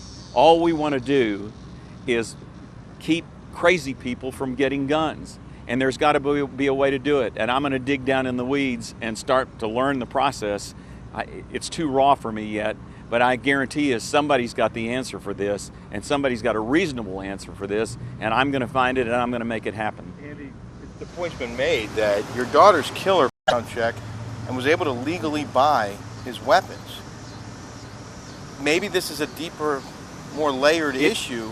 I think it is. How do you know if someone is mentally unstable? Well, that's what we've got to find out. We've got to do. If there are warning signs, you know, there's got to be a way. But you know, we can solve that problem, but we need to at least start by having background checks. You know, let's take the small steps first, and let's close the loopholes on people being able to get guns at these gun shows. I mean, there are reasonable initiatives out there and reasonable proposals that have been made. Who needs a, who the state, the legislature in Virginia passed a law that you could buy a machine gun. I mean, who the hell needs a machine gun to go hunt? Or I get it. You talk about a tipping point. What makes you think, or how do you think you can make this the tipping point that will change things after all those other massacres and shootings? And well, I'm hoping that this time is different because she's, as I mentioned, she's one of you guys. She's one of you guys, and not that that makes you special, but you have a voice, and you need to use that voice, and we need to keep the pressure on the politicians to not be afraid of the NRA. I mean, what the NRA could do right now, most of their members support reasonable gun control. The membership does, but the politicians that get money, that get money from the NRA, they don't do anything. And it's time that we hold these people's feet to the fire and shame them wherever we can. And I want to go to the Virginia legislature, and I want them to look me in the eye and tell me why have a reasonable proposal, any reasonable background check, the things that common sense dictates. I want them to look me in the eye and tell me why they don't want to support that. Have you reached out to the NRA? I have not, but to. What would they have seen in his background that would have caused him to not have a gun? He never was charged with anything. He never was committed. I don't know the answer to that question other than he had a history of he was disturbed. He had to be escorted out of this building when he was when he was let go. So there are warning signs out there that reasonable people can take a look at and go, there's a problem here with these other shootings, with Sandy Hook. There are problems that you can look at, and there's no guarantee. Look, it's wearing a seatbelt. If you drive around in a car, you need to be wearing seatbelts, but that's no guarantee that it's going to save us from an accident and getting killed. I mean, but we got to do something. It's a step, and that's really right now. That's all I'm advocating. Let's enact reasonable gun control measures. And do something reasonable, and then we can tackle the mental health. I mean, and part of that is the mental health issue. We have to be able to, when there are warning signs. And again, I'm no expert. There are smarter people that can figure this out, but there's got to be a reasonable way for us to do this. Did your daughter ever express any concern over the current state of gun law? Not the reporter, but your daughter, perhaps at the dinner table. Is something that was discussed? Listen, I don't own a gun. We don't have a gun in our family. I'm probably going to have to get one. I mean, sad to say, but unfortunately, that's just the world we live in. Why do you say you need to get a gun? When you're in the media, as you know, and when you're taking on an issue like this, there are a lot of people exception to what you're saying. So I will probably have to do that. Did you ever express concern over this? I have not, but I don't want to take any chances. Did she share this passion though with you of She was always concerned only because she knew, like all of you know, when you're visible and you're in the public eye, you could conceivably be a target. But did she consciously dwell on it? Always saying, gee, I think that, my life is in danger? No, she didn't live like that. She lived with, her life was full of joy. And she always saw the best in people. And she touched so many people, and that's why they loved her. And something like this would never occur to her. It's different than suggesting, okay, Dad, I want to go to Iraq to cover the war on terror and to cover ISIL. That's not something she wanted to do. She was good at hard news at her prior station, and you can ask the news director down there. That's what she enjoyed that. But she also loved what she was doing here. It was a complete It was totally different, but something that she enjoyed doing, and she never would have anticipated anything like that. That was never in the back of her mind. Can you tell us about your visit to the station today? How it went, who you spoke with, how difficult this was for you? I spoke with the governor and his wife. They were gracious enough to come here, and again, I think he's done a great job as governor, and I even have a more newfound, profound respect for him. He is that, you know, is going to. He means what he says. He's not afraid to stand up, and you know, he's grown a pair. Actually, he already had a pair, and I wish other politicians would do the same thing. I've not heard a word from, you know, the first official to call me was Terry McAuliffe. I've not heard a word from Senator Kaine. I've not heard a word from Senator Warner. I see the tweets and, you know, all of that stuff that says, oh, gee, we're so sorry for the family. And I understand that and I appreciate that. But I knew those two guys. You know, they campaigned with me when I ran for the House of Delegates. And it's very disappointing that Senator Kaine and Senator Warner haven't at least, you know, given me one and come out against this. And I think it's part of it is that, you know, they're as politicians, we live in a very conservative state. But again, it's time to do something. It's time to do something, folks. You know, take a stand and do something. Would you have advocated for your daughter to have a firearm before this even happened? No, not really, because, you know, as I said, that if she were, all right, you know, and I'm going to use you guys as an example right here. You know, if you had an AK-47 strapped to your waist right now, do you think you'd see somebody coming behind you to attack you? You wouldn't. There's no way you do it, because you know why? Because you're focused on me, you're focused on your job, your photographers are focused on their job. They wouldn't see it coming. It wouldn't have made any difference. And the station has suspended shots.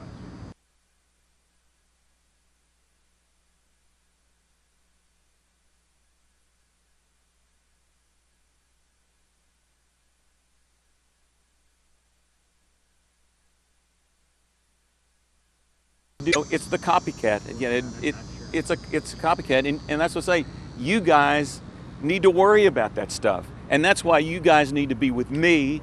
And I challenged the president yesterday. I was interviewed by the BBC America, and the journalist asked me what, you know, the biggest concern that President Obama had, and he thought his biggest failure was the fact that he was not able to enact gun laws. And the question was, well, do you think any president can do it? And I said, absolutely, because nobody thought he would pass health care reform. Nobody thought he could get a deal done with Iran. Nobody thought he'd open up the doors to Cuba. And I said, of course he can. He's not up for re-election. And I looked in the camera and I said, Mr. President, it's time for you to take a stand and help me. I will help you do this. Sir, this is an indelicate question, but could you say anything about Allison's arrangements at this point, about the arrangements for the funeral? Well, I appreciate your delicate. We're having it's a celebration of life on Monday. With family and friends, you know, and for obvious reasons, you know, we can't really disclose where this is going to be because, you know, unless it's part of the news organizations, we'd be glad to share that with you as long as you kept it private. But, you know, we would have all kinds of well-wishers, I'm sure, and then we would also have people that probably didn't. Then Allison was always, she loved the river, and she, you know, she was a great athlete, and you know, as you all know, anything she touched, she did it well, and anything she took, and she was a great passer from a weekend down at Nantahala Falls, or Nantahala, down near Bryson City, and she loved it down there, and it was one of the places that she thought that she and Chris were going to get married. So at some point, we're going to go down there with her ashes, and that's where she'd want to be, in the river. Sorry. You all have any other questions? Parker, there are strangers that have been coming all day, leaving signs of support for your daughter and her work partner. What would you tell these people? My appreciation, as you can imagine, I've not turned the television on or my laptop. My phone is exploding with messages, and I'm trying reaching everyone and old friends, but from what I've heard, just like you said, the outpouring of affection is not just here. I'm getting messages worldwide. I mean, nationwide, worldwide. This has struck such an emotional chord, and that's why I think, it's different this time, folks. It's different this time, and you guys have got to help me make a difference. And I think it's people. I would hope that people are not going to just say, "Gosh, this is become immune to it," and say, "Oh gosh, this is another tragedy, next level. What are we going to have for dinner tonight, honey?" We can't let that happen. And I think that's seeing the outpouring of affection for her here and across the world. I mean, I heard about friends of mine out in California that they're holding a candlelight vigil for her in Los Angeles. I mean, it's phenomenal. It's just double. But like I said, she was a force of nature, and and her soul's always going to be right here. Thank you. Thank you. Moving him to the thing right now. You're already guys.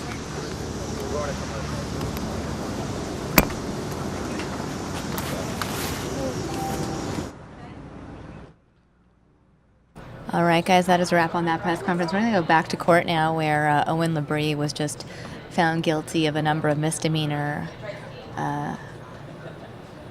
charges, was not found guilty of felonious sexual assault. A specific condition that I would ask, in addition to the $50,000 cash or corporate surety, would be that the defendant be ordered to relinquish his passport to the court prior to being released from the House of Corrections. I would also ask for no contact with the victim and her family. And if there is some sort of supervision, such as daily or weekend check-in with local law enforcement wherever he is residing, if he is released, we would ask for that as well.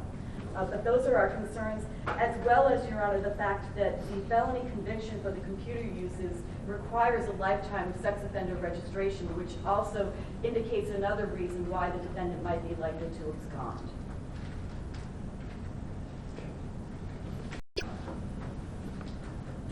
Your Honor, I believe that the evidence is clear and convincing, as required by the statute, that the defendant does not present a risk of flight. He is accepting of the jury's verdict, and he recognizes the power of this court to impose a sentence, and he intends to appear in this court and receive whatever sentence the court deems appropriate. He's under significant conditions of release now, and I would recommend that all of those conditions be continued. They include no contact with Ms. Prout or her family. He has already signed documents waiving extradition from Vermont. The court imposed a condition of no alcohol use and use, which has been zealously followed. No contact with St. Paul's School, and no unsupervised contact with persons under age 16. No social media use, including Facebook chats. Don't discuss the case with witnesses. Indeed, the court subsequently, at my recommendation, no contact with witnesses whatsoever. I would suggest that the court consider adding some of the suggestions made just now by the prosecutor, such as a curfew. She adverted to a curfew. A curfew from 8 a.m. until 5 p.m. would make the monitoring, I'm sorry, a curfew from 5 p.m. to 8 a.m. would ensure home in the evening until the following morning, every single day. Having weekly contact with local law enforcement is another condition that would be salutary. Another could be regular contact with the probation office in this court. He is willing, certainly, to surrender his passport forthwith. And with all of these conditions, I think the court will be assured that Mr. LaBrie will appear on the date of sentencing. I disagree with the prosecutor's claim that Owen has no connection to New Hampshire. He was born in New Hampshire. From the first grade until he graduated from high school, he only attended school in New Hampshire. So the fact that he has such close ties to the state, lives not far over the border in Vermont, tremendous support from family and friends and others, he's not about to let anybody down by either violating any of these proposed conditions of release or by attempting to flee. I think the evidence is clear and convincing. Your Honor can be assured he will be here.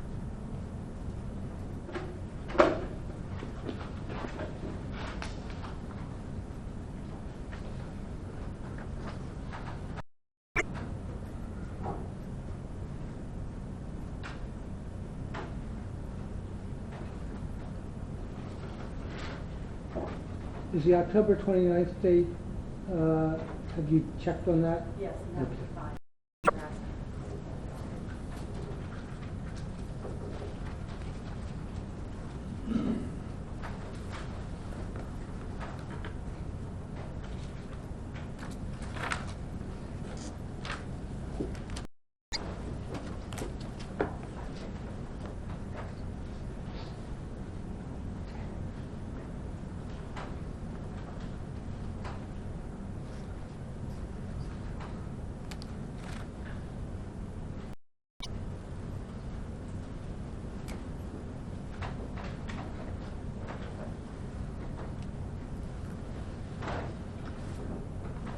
Do we have the address if bailed where they're deciding?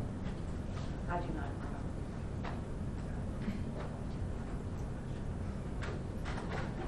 113 Potash, P-O-T-A-S-H, Hill Road in Tunbridge. Do they have a landline? Do you have a landline? Yes. They do, Your Honor.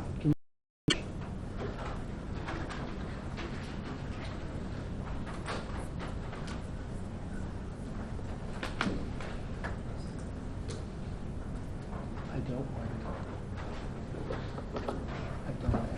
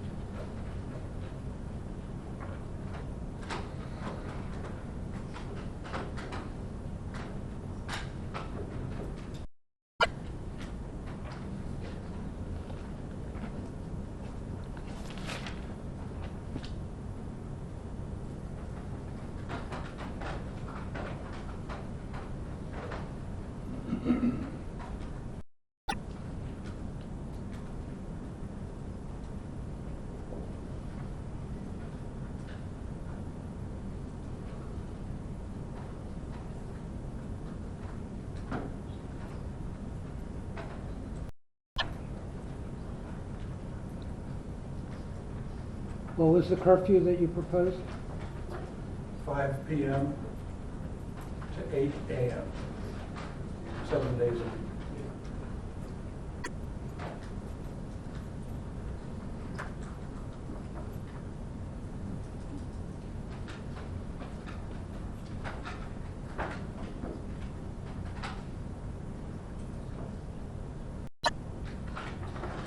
If the court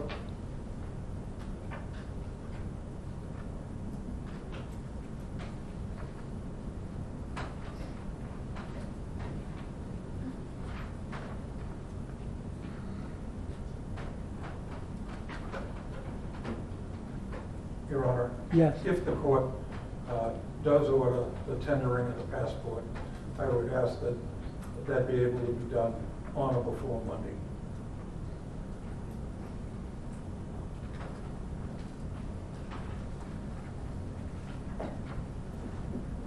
I say on or before, so that if it's possible to do it today, they can attempt it, but that might not be possible.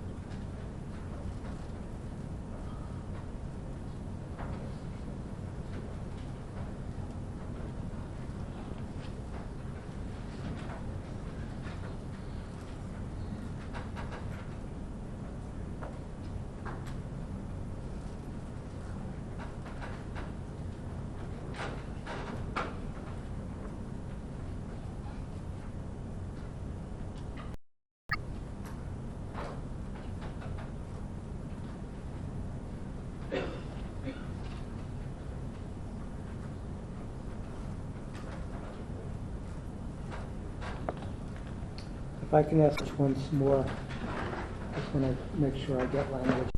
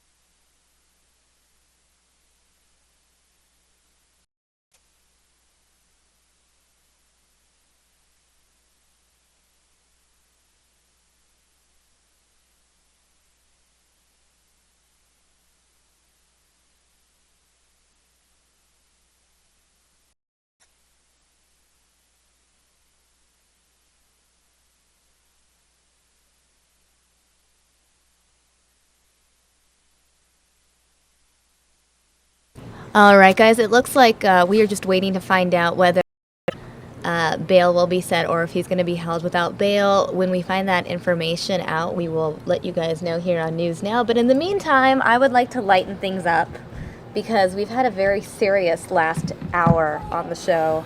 Rape trial, and then hearing from the father of the reporter who was killed. So I'm glad that I have you guys here, Ryan, Gary. So happy to be here. You are telling me now about your entrepreneurial spirit. Right. Your company, are you ASU grad as well? I am a Sun Devil 2 times over. Oh, wow. And a lot of money in. And what's your Arizona connection?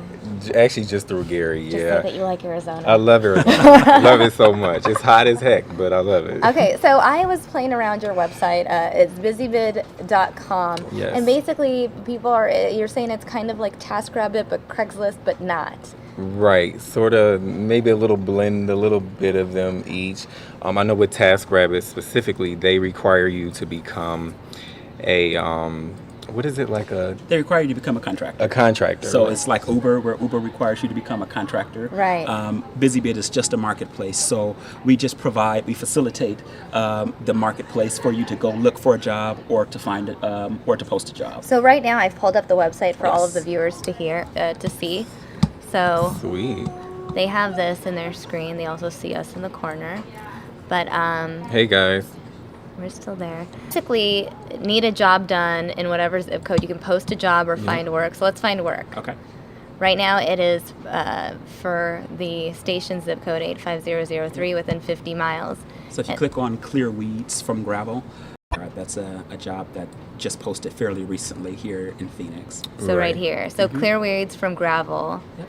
And if someone wants to voluntarily do that, they would reach out to the person who posted this, and the offer is it gets paid $50. You get paid Absolutely. $50, and when you sign up, you can talk back and forth through our back-end messaging system, and allows the poster to talk to whoever's potentially going to do the work. Oh, wow. So, okay, let's say posters are Risato. Let's say Yes. hypothetically I could clear weeds from Gravel. Yes. Right. That's not true. I Don't would look like then log in to submit a bid for this job. What is it you mean by submit a bid? Like, do I offer I'll do it for 45? No, we actually don't have that service built in the Okay. website. It was something we played around with, but we were like, let's just leave it very general, black and white. So basically, you're not actually bidding on the job, but you're basically submitting saying that, hey, I can do it for $50. Or you can look at it this way. You are bidding, but based on your reviews or based on your quality of work. So when you go and you Right. apply for this job, Right. you'll say, hey, I've pulled weeds for 10 years. I'm very good at pulling you're, weeds. selling yourself. You're selling. You have your ratings that other people have given you based on the work you've done as well. Oh, so you're Exactly. reviewed almost like you have your own Yelp reviews. Right, and you're stacked up against everyone else who's applying for that So same they job. can decide between me, Absolutely. who's like a 3 on pulling weeds, Right. and Okay. you, who's a 4. Okay. See how it So that's works. the bidding hilarious. process. And so I guess the person who needs the help, if it's super urgent, they'll probably go with the first person that reaches out, and if they have some time to decide, Right. they'll compare Absolutely. bids. Yeah. Right. And then you can Oh. have pictures as well. So anytime I pull weeds, And if anybody's out there against weeds, so anytime I pull weeds for someone, say if it was for him, he can take a picture of the job I did and post it on my profile as well. Oh, so it's just it's kind Yeah. of like Yelp, where it's like you take pictures of Yeah, your food and yep. it's then attached to you as the brand. It's- Exactly. Oh, See? DJ Rocking saying, I love this. Les Chalmaine says, awesome. Tess saying, I like this. Thank you guys. Tess says, I need a few roof tiles fixed, replaced. I could list that here. you can list it there. Post it on Bizibid. And actually, when you guys sign up, use code 9248. Whoa, you have to slow that down. That was a lot of numbers. It's code 289248. Sign up using that code. And basically, when you guys sign up, it will ask. 289248. Yes. You got it. 289248. Guys, write it down. And what happens is anytime you sign up, you are asked to, if you were referred, and that you would put that in there. But if you, when you sign up, everyone gets their personal referral code. And anytime you give that to someone and they sign up using it, whenever they post a job, you make 2% of whatever their job is. Oh. So yeah, sign up 1 million people so you can make 2% of 1 million people's job. That's really cool. Absolutely, yeah. That's clever. So it urges people to spread the word. Right. Exactly. Right. the gift that keeps on giving. Okay, we got a couple questions. Sure. Fo's asking, do you have safety precautions? And then D is asking, do you vet the people responding to these ads? How would we know the people that respond are safe? So I guess similar question. There's a couple of things that we've put in, that the website is a marketplace. It facilitates the ability for someone to post a job and for someone to connect that actually can do the job. So that's the first thing to remember. And so we positioned ourselves between Craigslist, which we consider the Wild Wild West. Right now, anybody can post on Craigslist, and there is no precaution whatsoever. There's nothing that you can do to ensure that who shows up to your house is who says who they are, right? And so, and then on the other end, you have TaskRabbit, and TaskRabbit actually does vet you to the you become a 1099 contractor with TaskRabbit. That's the red tape. That's what we call red tape. Because then you have to pay taxes on that, right? Is this just a loophole to get out of paying taxes? Because I hate there are limit claim. Right. So I don't know what that number is, but let's just assume everybody on this website is under that number.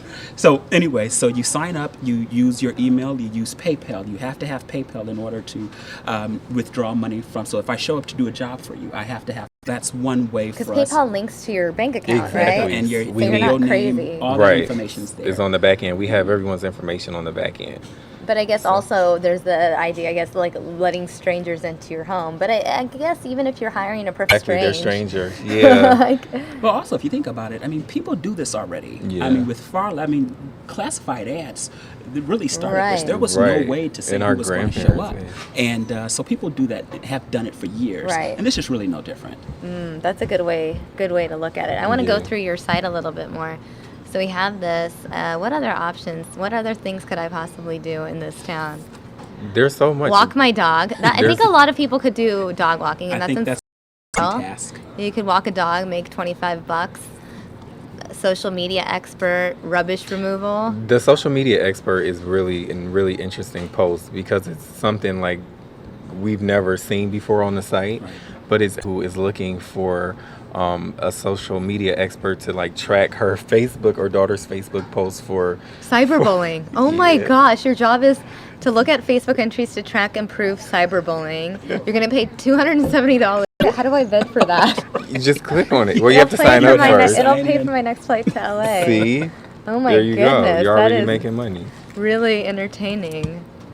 Yeah, it's pretty awesome. Rubbish removal. Need home cleaned, $120. Wow. This is very useful. So it's launched here in Phoenix. What other markets is in it right now? Or is it just in... Well, you can access it actually anywhere in the U.S., but the markets we're really heavily pushing right now is Phoenix, New York, Los Angeles, Atlanta, and Cleveland. Yeah, so it's actually How did you guys pick the markets? Well, for Phoenix specifically, first, my second hometown. Okay. And welcome home. Thank you. We had a lot of already business dealings here in the Valley, and if you think about who we're trying to reach, you have a huge subset of the population that are college students. Do things themselves. Exactly. That is so true. Or people who needed money. Right. There's a little bit of both. And then you also have a good retirement community here in Phoenix, and so one of the markets we're trying to reach are baby boomers, people who are technologically are reaching that age of retirement, who have a lot to give because they have a lot of time and they've accumulated a lot of skills over the last however many years. Right, and when you retire, you have all this free time suddenly. You might not know what to do with it. But now they know. They go to Bizibid and pick up an odd job. It's so funny. We have retirees who literally search the site every day for jobs that they can do. Yeah. Oh, and not because so they need the money, but just because and they know how to use it. I mean, they have iPads and smartphones, so they're going to be the largest population here. Years baby boomers are, and they're going to be already savvy technology wise, and that's huge for us. And also you have a lot of people in this city who have ancillary income who are willing to post odd jobs to get done. Right. Someone said we'll smoke. Thanks, D. Bruce G. D said thanks for answering. You're very welcome. I just had a question. Oh my gosh, it's going to bother me now that it slipped my mind. So funny. Oh my goodness. It'll come back. We were talking about the baby boomers and the city and odd jobs, and oh my gosh, this is not going. Oh my gosh. Someone said, "Here's my semi-retirement." Hilarious. Oh, I remember the question. You mentioned smart. Do you guys have an app? Not yet. We actually both create mobile applications as well. We have software companies, so we do that, and we're working on an app. But we wanted it to be. I wanted to reach the largest demographic of people as possible, and Right. for some of the retirees and some people who don't have the smartphones, they have websites or computers where they can pull up the site. So yeah, but that's next. Absolutely. And then are you going to ASU and promoting this there as well, or? So yes, that is a plan of ours through a couple of different media venues that we actually already have previous relationships Right. with. So yeah. Huh. Yep. That's so cool. So this idea came about like 3 years ago, I read? Yeah. Yeah, go ahead, Ryan. Yeah, actually, it was a really bad snowstorm in Cleveland. Wow, it would be so convenient if I could just pull out my phone and hit a button, and someone will show up at my house and shovel the snow. Just like that simple. No money, cash transactions or anything. Right, because everything goes through PayPal. Everything goes through on the Cash, exactly. it's safe. It's safe. So and basically that's how it started. And I said, well, what if we went so much bigger than that and hire someone to hang up the Christmas lights or take them down or cut the grass or any service you need done around Right. the home or anything. And so 12, Christmas Day, actually, we had a really bad storm. And then, yeah, we just launched. Wow. Yeah. I mean, it's a good idea because so many people have good ideas but then don't have the follow through to actually Right. Yeah, that's important. put their plan into action. Right. And I think we've been entrepreneurs probably since we were old enough to walk. And this is the truth. I mean, I from 5 years old probably was making paintings and selling them on the tree lawn to passers-buyers. Wow. And people actually bought them. And so, What kind of things did you paint? It's junk. I'm telling you, it was ridiculous. Dude, I want to see these paintings. That's so fun. Got Picasso I'm over here. I'm no artist. It was just like water. Oh, have you seen Monet paint? It's just like colors, and suddenly it's worth it a whole bunch. People were willing to buy, right? Right. Because you're a child, and they're like, oh, look at that, a cute Yeah. little 4-year-old, doing It could be a something on the side of the horrible, street. like, bunch of It nothing. could be some stick figures. Exactly. Good. So I think we decided, maybe even independently, but definitely collectively, that at some point we're just going to stop talking about doing things and just start to just do implement. it. And Yeah. we've been on this So whole important. implementation thing for about the last decade now. You just do it, Right. And if it works, it works. If it doesn't, it doesn't.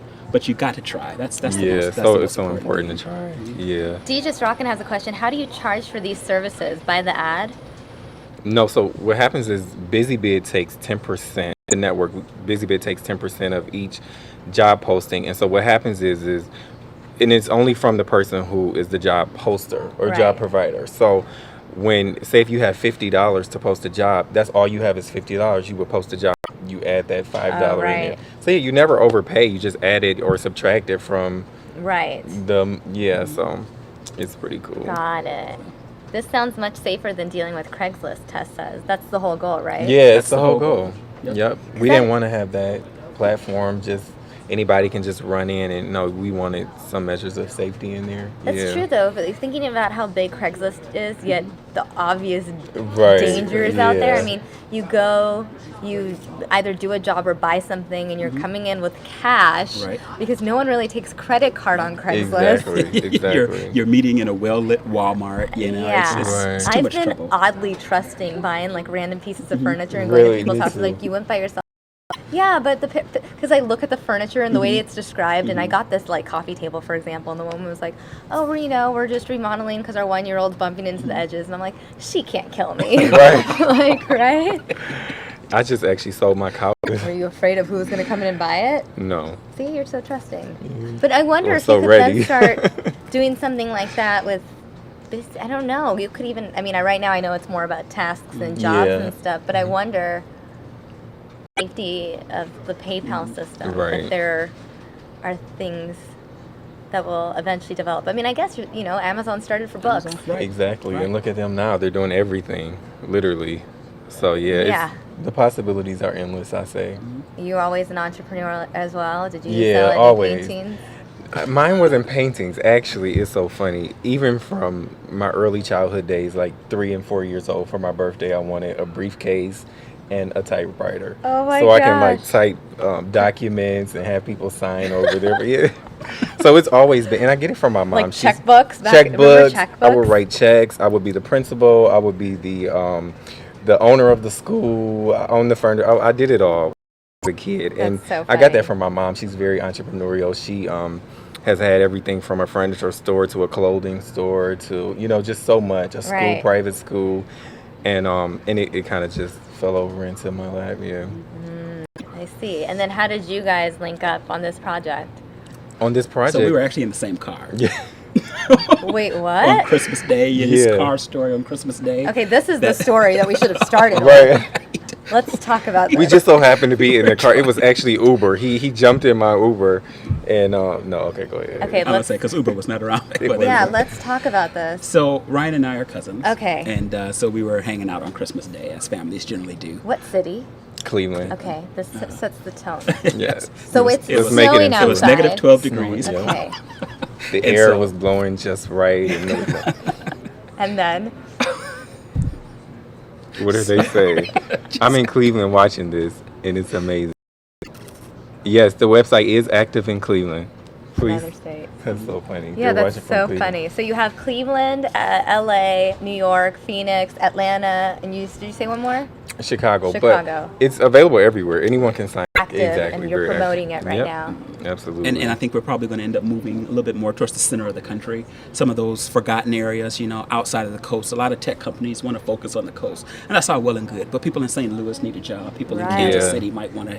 Tech companies tend to avoid those areas. Right. But, Okay, so back to the story. We're Oh, in yes. Cleveland. We're in Cleveland in It's the car. cold. And he says something on the order of, what if there was an app that could do this? And What was this thing? Bizibid. Well, that was it was the shoveling of the snow. Oh, right. Right. Yeah. So- and so he's like, "Oh my God, this is it." Because we brainstormed each over years, like coming up with ideas. Gary has his own company in software development. I have one, and we've like bounced stuff off of each other. But this was the idea. Like, yeah, we have to partner and get this thing going. Wow, and Yeah. how'd you guys come up with the name? I knew you were going to ask Oh, that gosh, next. And okay. if Am I not- honestly, this is a huge process. And anytime you have a product that you're putting out to the world, the name is so important. But honestly, it was like 3 or 4 days. Yeah. We took a notebook and paper and literally just wrote down a million names. And the ones that we went back and thought were good, we circled and gave them to share them with each other. So I think I came up with Busybody or Busybody, something like that. And then I sent it to Gary, and he was like, I don't like the body, but let's Busybody. add bid. Yeah. And when you decided on Busybody, was it always B-I-Z-I?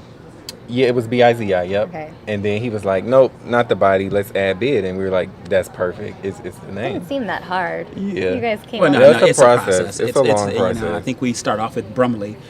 Yeah, Brumley. What is Something he what is came up Brumley? with. It's I just have a no random clue. name. Brumley? Well, yeah. Nunley. Well, no, I don't think that was. You I didn't don't come think from, that like, was- half of your last name? No, I don't think it was just Bum just and pulling- Nunley. Just what it was. You sure though? I'm positive. I think it was just pulling names out the air. You know? Yeah, literally. You know, just I mean, how did Twitter come up? Right, and we what is a wanted Twitter? something original. Right, and What it's are like a these things? tweet, and Right. this was not even a word a Now we decade use ago. Google. Exactly. I'm going to Google you. Well, where did that come from? Well, Uber was Yeah. kind of a Oh, word, right. but I mean, not Yeah, in not in reference that, to right. traveling in cars. Wonder how much it would take someone to respond to a poo scooper for the barn. Hey, that's a job that I might do myself. My flight doesn't leave until 3:55. So hey, I can come do That's that. funny. And anyone shopping on Craigslist is crazy. T-Sane.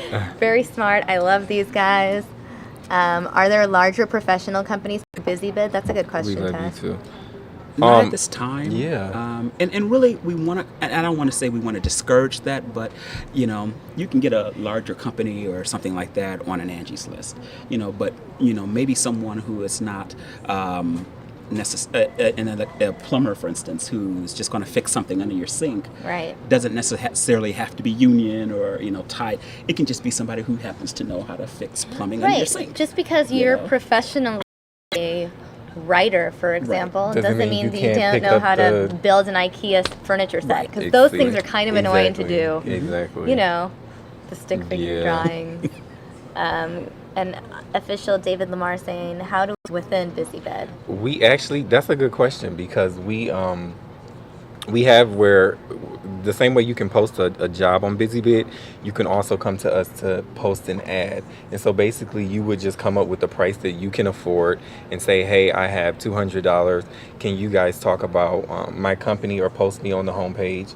And then we can go, we can accept it or maybe not. So yeah, Right. you just basically, honestly, They're submitting a bid to us. to you. Yep. So it's really cool. So we have a few, and we have people whose bids we have accepted, and yeah. Great website. I'm checking it out as we speak. Thank you. Leo chiming in. I think we've gotten through all of your requests, viewers, trying to Yeah. figure it all out. Do you have any final words to leave with our viewers, or stories, anecdotes? I mean, I think the key for us is, we are a marketplace, and we just want to facilitate these, bringing people together Right. to do certain Absolutely. items. And I mean, it's there's no right thing you can post on Bizibid.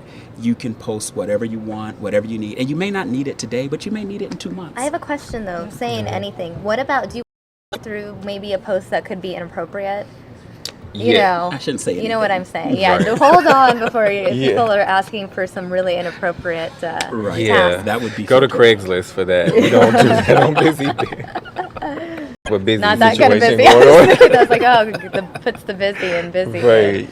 So, We definitely yeah. want everybody to check it out, and like And Ryan the- mentioned earlier, tell your folks about it, and share What's your the code codes. again? The code is 289248. About it is, more seriously, when we came up with the idea, we wanted something that was going to help people. Right. So many people, we're still coming out of a recession, and so many people need extra income. And I get Right. people who tell me all the time, well, what should I do to get this, or how can I make some extra money? This platform is for you. So if you need money for the rent or to pay for gas, I mean, just pick up a couple jobs and Right. you have it. And it's so important though that people provide some type of platform for people who need money. And I Right. always say, And- someone tell Barack Obama that we have the plan. We have the answer to unemployment. Like, it's Maybe you should Bizibid. tell one of the presidential candidates, because Barack's not focused on it. Oh, He's pretty much done. That ship has You need sailed. to tell Should we tell one of the Donald can- Trump? No, yeah, we'll He's leave it away already from leading him. No. the polls. He doesn't need any more help. That's really cool, guys. That's Yeah. very cool. And it's also, I mean, just to emphasize, I don't know, maybe viewers just joined in, missed the beginning part. I love the fact that the one providing the job can then review Exactly. completing the task. And The vice fact versa. that then you are required to kind of do your best job without Right. just like doing this Right. thing half-assed and then Yep. taking the money. Right. You know that your online, your job reputation is on the line, and also as someone providing a service, you have the views, the Right. pictures. I like that. Yep. That's very. That's I think And- what separates it from Yeah, those other right, services it out does. there. And Absolutely. me doing the job, I can review you as the job poster. And the key there is if you tell me that it's 1 acre to cut and I show up and it's 5 acres, to know that you're not necessarily being honest. And so that keeps the job poster accountable, and it yeah. keeps the posting doing the job accountable as Which well. is kind of like Uber, the way Uber rates exactly you as right. the driver, Right. and Yep. then we rate the Uber drivers. Right. And don't forget that 2% though. It's, very important money, and obviously tell as many people as possible. Give them your code. It's on the dashboard. When you sign up, you'll see it on the dashboard. All right. Well, thanks guys for Yeah. hanging Thank you out. so I'm much. going to walk Thanks, you guys guys. out, and Fun. I'm going to leave the website up for the viewers to just Sweet. glance Thank at you. while we walk out. Awesome. So much fun.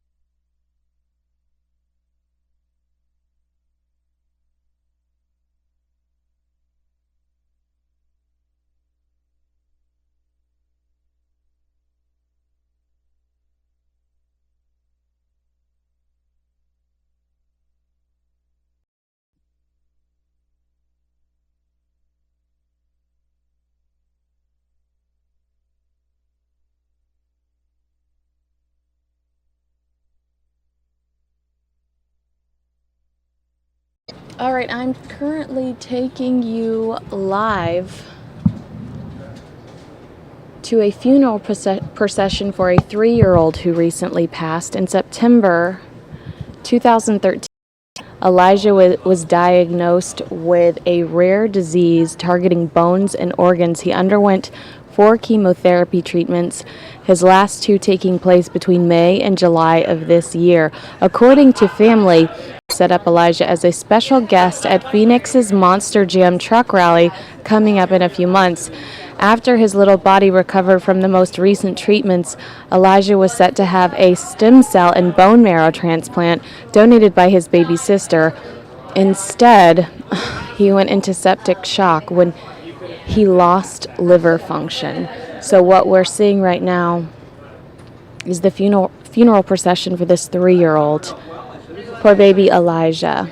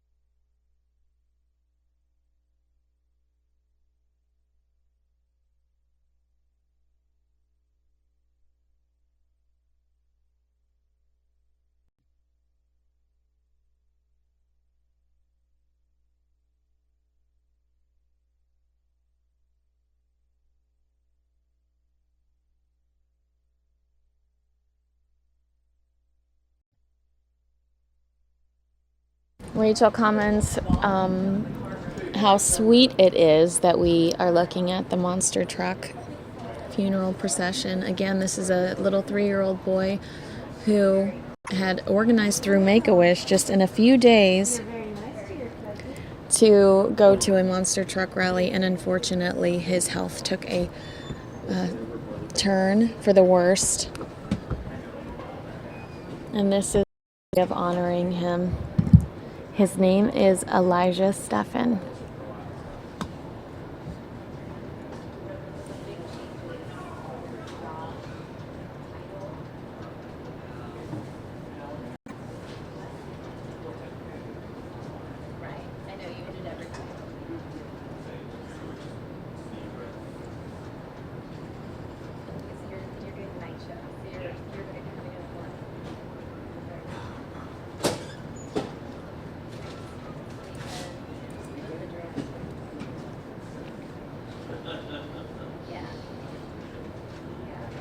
Halala, this is a fabulous tribute. Absolutely. So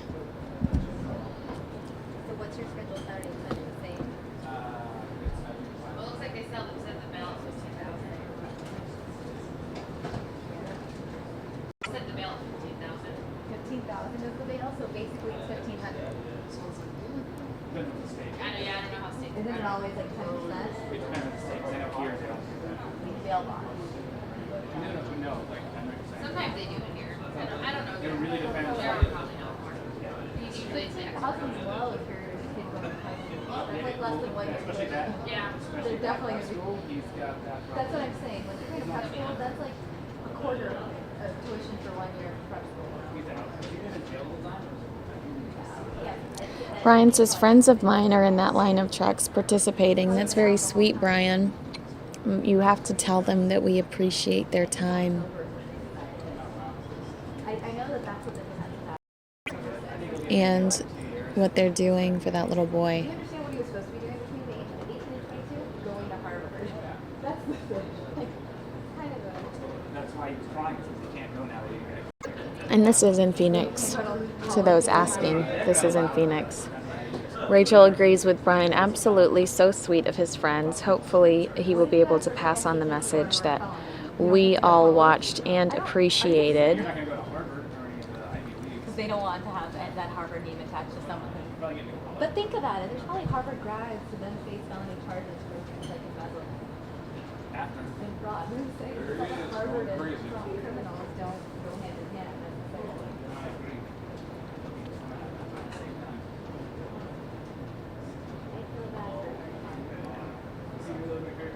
Yeah, the way they turned him into, like, go on Twitter, they have his shot where he's all like, he looks like a typical like frat kind of guy, and then his like appearance in court and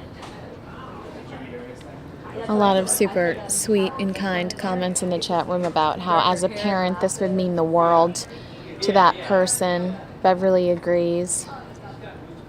Asks Brian additionally to tell the truckers that their gesture to this little boy is beautiful. Oh yeah, she's got the purple shoes on.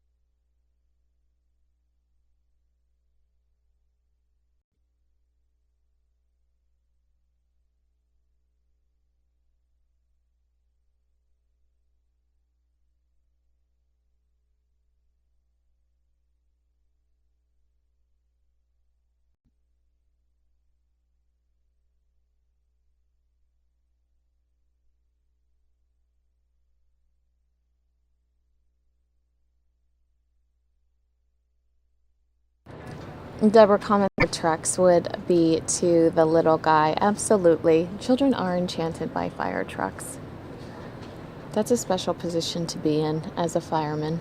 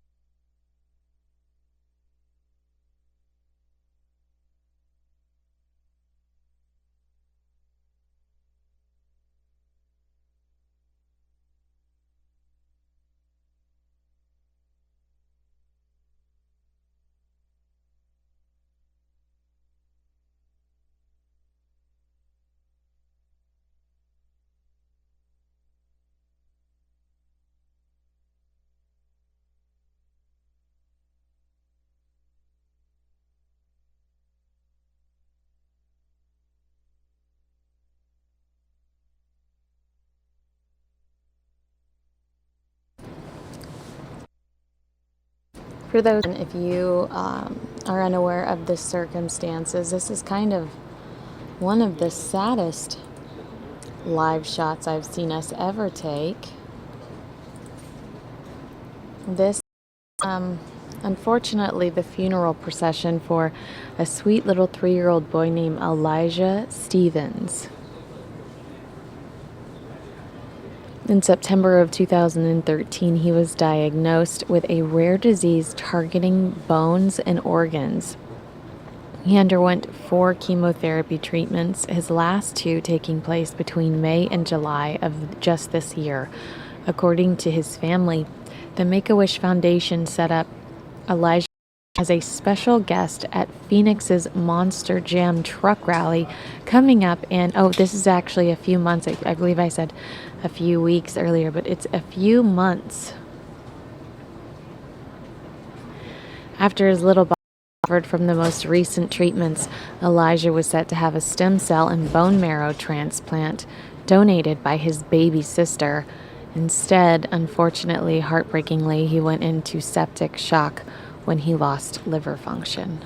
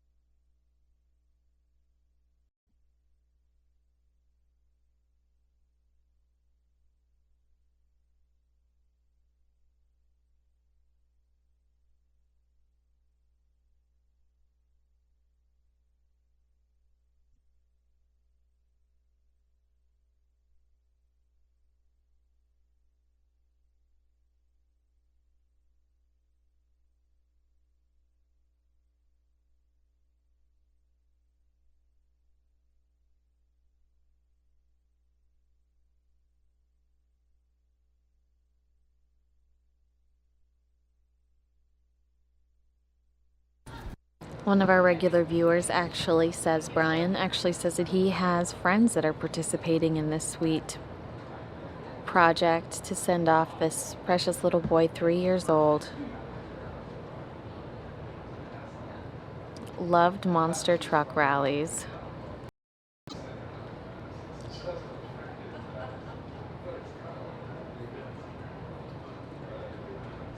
So again, thank you to Brian's friends that helped make this come to fruition for this family. I'm sure and hopefully they'll be able to actually see some of the views we're seeing, how large it is, how big it looks, because they're probably very likely in one of those vehicles.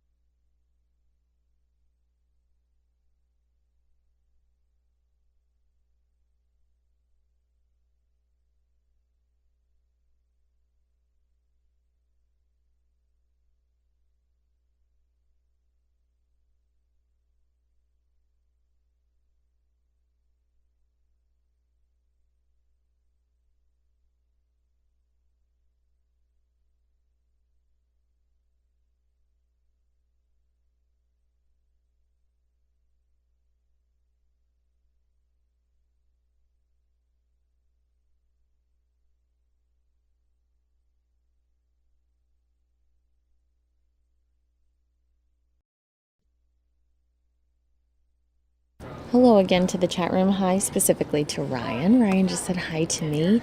If you are just tuning in, we are looking at the funeral procession of a sweet 3-year-old boy named Elijah Steffens.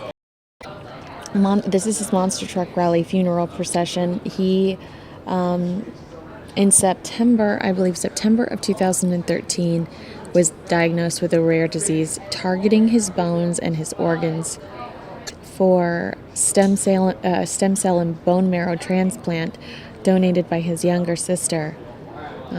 She's just a baby, but unfortunately went into septic shock when he lost liver function. They had been, first of all, the Make-A-Wish in Phoenix in Arizona is so unbelievable. I think, I don't know the exact number, but I saw Mark Martinez do a story on them last weekend, and the number he gave was unbelievable. Just in this year alone, the wishes that they've granted. But the family had a relationship with the Make-A-Wish Foundation, and they had set up for this little boy to be the special guest at Phoenix's Monster Jam truck rally coming up in a few months. And unfortunately, he did not enough to participate. So this was the creative and kind way they chose to honor Elijah. And we are sharing that with you today. A day in the valley. It's unique. And it's a celebration of his life for the family. So I hope that you can appreciate that aspect.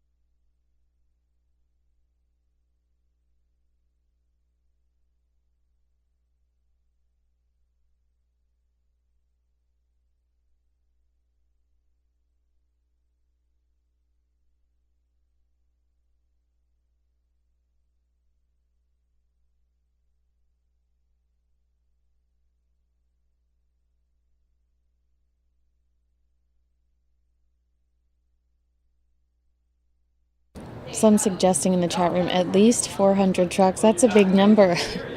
I don't even know if I'm brave enough to. It is a lot of trucks. And it's like I said earlier, it's such a beautiful sight. These aerials are so lovely. I do desperately hope that the family gets to actually see this themselves, because that they're participating from a different angle. But to see visually how big this was for this sweet little precious boy is unbelievable.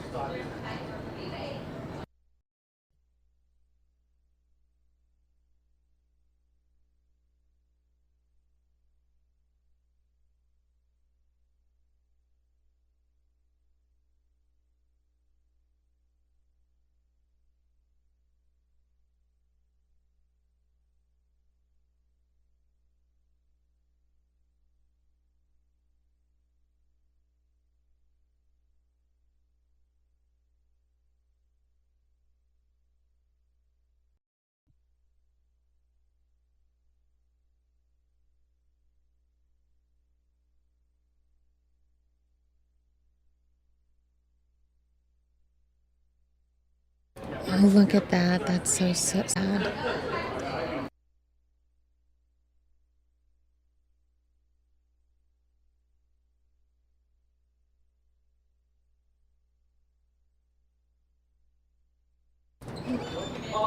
And where it is, obviously, now you can see it's at Mountain View Funeral Home.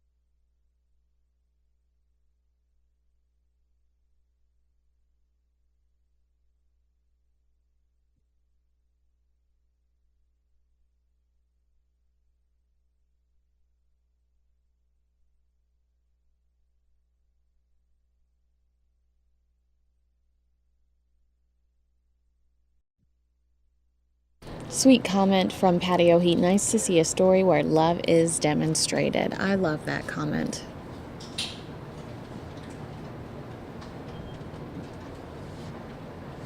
Veronica, funeral this is. This is for a sweet 3-year-old boy out of Phoenix. In September 2013, Elijah was diagnosed with a very rare disease targeting his bones and organs. He underwent therapy treatments, his last 2, taking place between May and July of this year. And according to the family, the Make-A-Wish Foundation had set up a special event for him with Phoenix's Monster Jam Truck Rally, and that was going to be happening in just a few months. After his little body was recovered from his most recent chemotherapy treatments, he was set to have a stem cell and bone marrow transplant, and this was going to be donated by his baby sister. Unfortunately, instead, he went into septic shock when he lost liver function. The family obviously knew of his passion for the Monster Jam Truck rallies, and so that is what this was, us watching a funeral procession where there were a lot of fun big vehicles that would have sparked his interest, and it was a beautiful and creative little boy.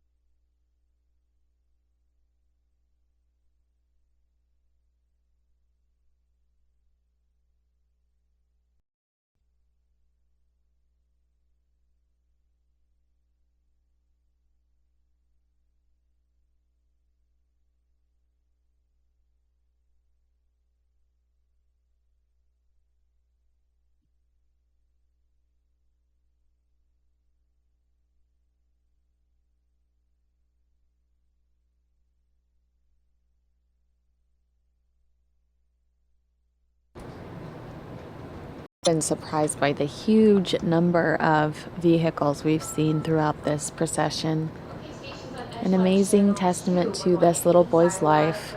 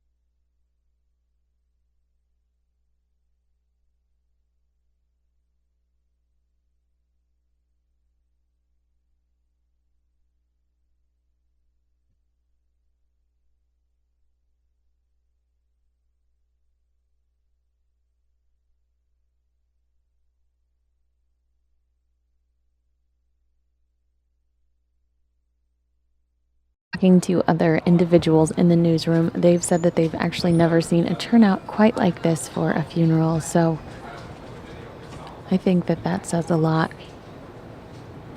because I know that they've seen a lot here.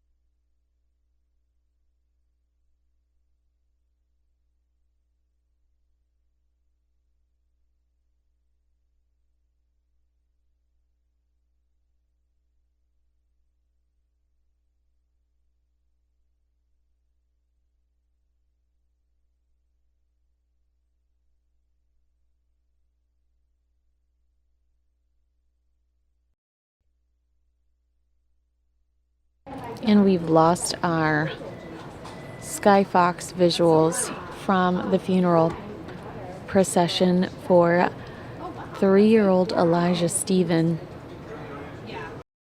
It was a monster truck themed funeral procession.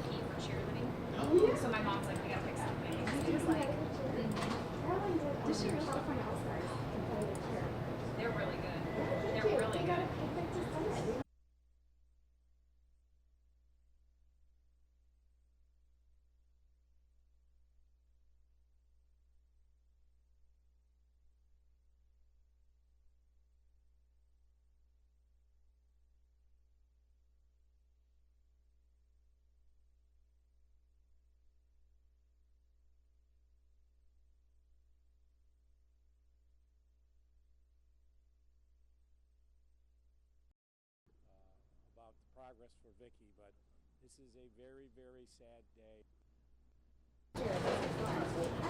I have sound from earlier today, the Virginia governor addressing the shootings of the 2 media personalities. Media murders out of Virginia. I'm trying not to say the, I don't want to acknowledge the murderer's name. Either one of them, because he goes by 2 different names. But I do have the governor speaking in regards to it, so let's take a look at that. About the progress for Vicky, but this is a very, very sad day for the Commonwealth of Virginia.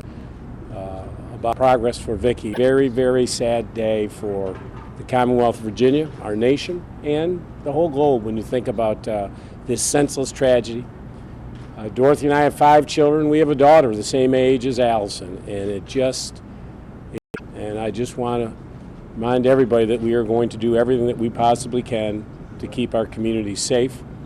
And I do want to thank Jeff and all the folks here at WDBJ. The courage and determination that they showed is truly, truly extraordinary.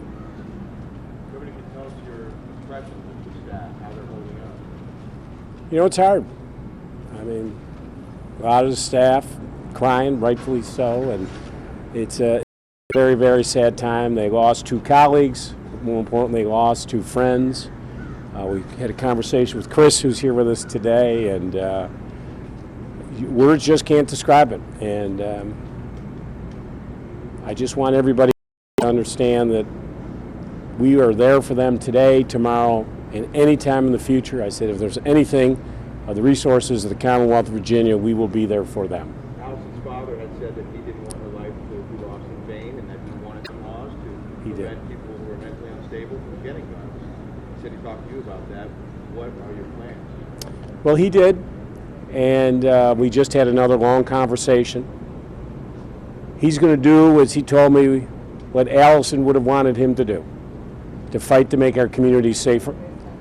He wants to be a very vocal advocate for universal background checks, and this is something that I've advocated and talked about every single day. It's one of the main planks why I ran for governor. I've talked about it. I introduced legislation, and he really wants to be involved in those efforts because he said that's what Allison would want. Something came out of this horrible tragedy, some good to come out of it. Work together and do the best we can to keep our communities safer. If we can save 1 life, then we need to do that. And that is now going to be his passion, as Barbara also mentioned it. You know, my job as governor is when you dropped off a loved one at school or work, you want to know that you have done everything that you possibly can to keep those communities safe. We lose, on average, 89 individuals a day to gun violence in America. And there's clearly too many guns in the wrong hands. So we're going to continue to do what we can. What exactly is that, Governor? When you say do what you can, what exactly? Well, I'll introduce legislation as I did this session again. And on background checks, as I say, I'm a gun owner. I own 3 guns. I hunt. I like to take my boys hunting. I've gone through the process of background checks. You hand your license over. It takes maybe 2 or 3 minutes. 2 or 3 minutes to find out if there's an issue of mental illness. Is there an issue of violence, domestic abuse, stalking? Some basic issues of individuals who should not own a firearm. And it's a common sense and a vast majority of Americans support. But Governor, so here we are already talking about gun control. Tim Gardner, whose wife Vicky survived the attack, he says if this murderer did have a gun, he would have had a machete, a knife. That's right. So what do you say to Tim Gardner? Even if we do move forward and can get some safe, common sense gun restrictions, you're still not going to stop all the violence. This individual had gone through a background check, so you're not going to stop all violence. You're not. The point is, are we doing everything that we possibly can to keep our communities as safe as possible? If we could have background checks and one individual next week, next month, or next year is prohibited from buying a firearm, and we save a life, then it's worth doing it. So I'm trying to look at this in the broader perspective of what we should be doing. And as I say, this is common sense, and it's the right thing for Virginia, it's the right thing for our nation. We have, as you know, if you go to a gun show, there are big signs in certain booths that say, come buy your gun here, we don't do background checks. Why would you need a sign like that? To me, common sense, spend the 2 or 3 minutes for an individual. You walk into a bar, you have to hand over your license to be checked. Are you old enough to buy? And yet we don't require that for an individual who could go out and purchase a firearm. So, but you know, my message today and why I'm here today with Dorothy is really one of sympathy to the staff here at WDBJ, their courage, but also to the community here at large. And I would also like to say, finally, I want to thank all the law enforcement personnel who were involved. The Franklin County Sheriffs, the Virginia State Police. Obviously, we've now learned today that this individual had a lot more ammunition and a lot more intent to hurt a lot more people, we believe. And I just want to thank the law enforcement team who were able to stop this individual before one other individual, before one other was hurt. So I want to thank them. I do want to reach out to the Roanoke community, to the folks at Smith Mountain Lake. Dorothy and I had just come back from Smith Mountain Lake. We had just spent a week there with our 5 children. We'd rented our boats from Roy and Marina, so we just wanted to come here today and say, the Commonwealth of Virginia, we're grieving, but I want you to know that we will be there for you in the future. Thank you. Thank you. Follow up on that, can you say, does it appear that Flanagan, his plan was probably not to commit suicide, that it was to go on with? Well, as we heard today, there was more ammunition in the car. He had more self-addressed envelopes. So, you know, we clearly can't get into his mind, and we can't find out exactly what he's planning to do, but obviously there were some bad intentions. And I'm just, you know, just thankful our law enforcement did it in a manner that no other individuals were hurt. Thank you.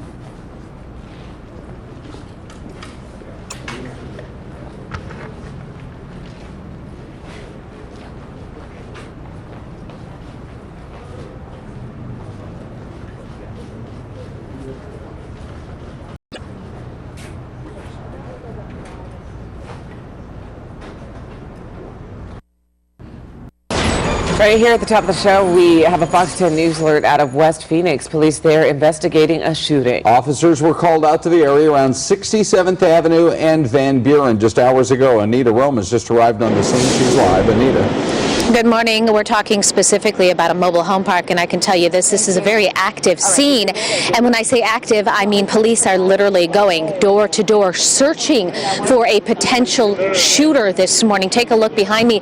You see a patrol car parked just a couple of 100 feet, and police officers, a group of them, I would say at least half a dozen armed police officers, headed into the group of homes, the cluster there, just to the west of that patrol car.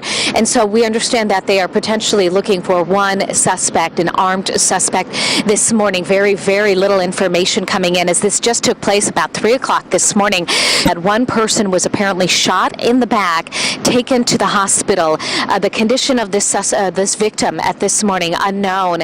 Again, no suspect description, but if you take us out here live, you'll see we had just one officer come out of this cluster of residents coming out. So we're not sure at this point if they're evacuating people as they do the searches, or if people are just coming out curious and, of course, concerned about what is taking place. Again, we have at least one person shot in the hospital, and from what it appears, police out here this morning with flashlights, as you can see just to the right of us, as well as their weapons, searching for a potential shooter here at this mobile home park. Again, a developing story this morning. We will keep you posted as we get more information. Back to you. Right here at the top of the show, we have a Fox 10 News alert out of West Phoenix. Police there investigating a shooting. Officers were called out to the area around 67th Avenue and Van Buren. Has just arrived on the scene. She's live. Anita. Good morning. We're talking specifically about a mobile home park, and I apologize. That looped. That was not supposed to loop, but looking at Anita, I actually am interested in seeing if we found any other additional information on that, so give me 2 seconds. That was at 3 a.m.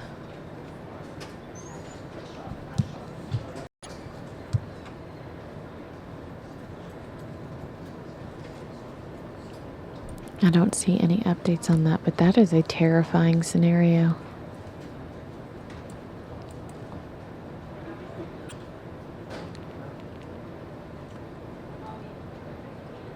Well, when I get more information on that, I will be glad to share it.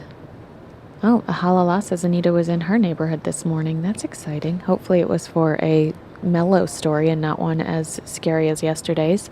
But I'm going to go ahead and let you go. It's 1:29, and at 1:30 we have our editorial meetings, so I'm going to go ahead and let you go, but I appreciate you spending your morning with us. We're going to be back at 2:30. We've got a jam-packed show for you, so look forward to that, and follow us on Twitter, like us on Facebook, download our app. It's free. We're fox10phoenix.com. You can find all that stuff there. Thank you so much for spending your morning with us. See you soon.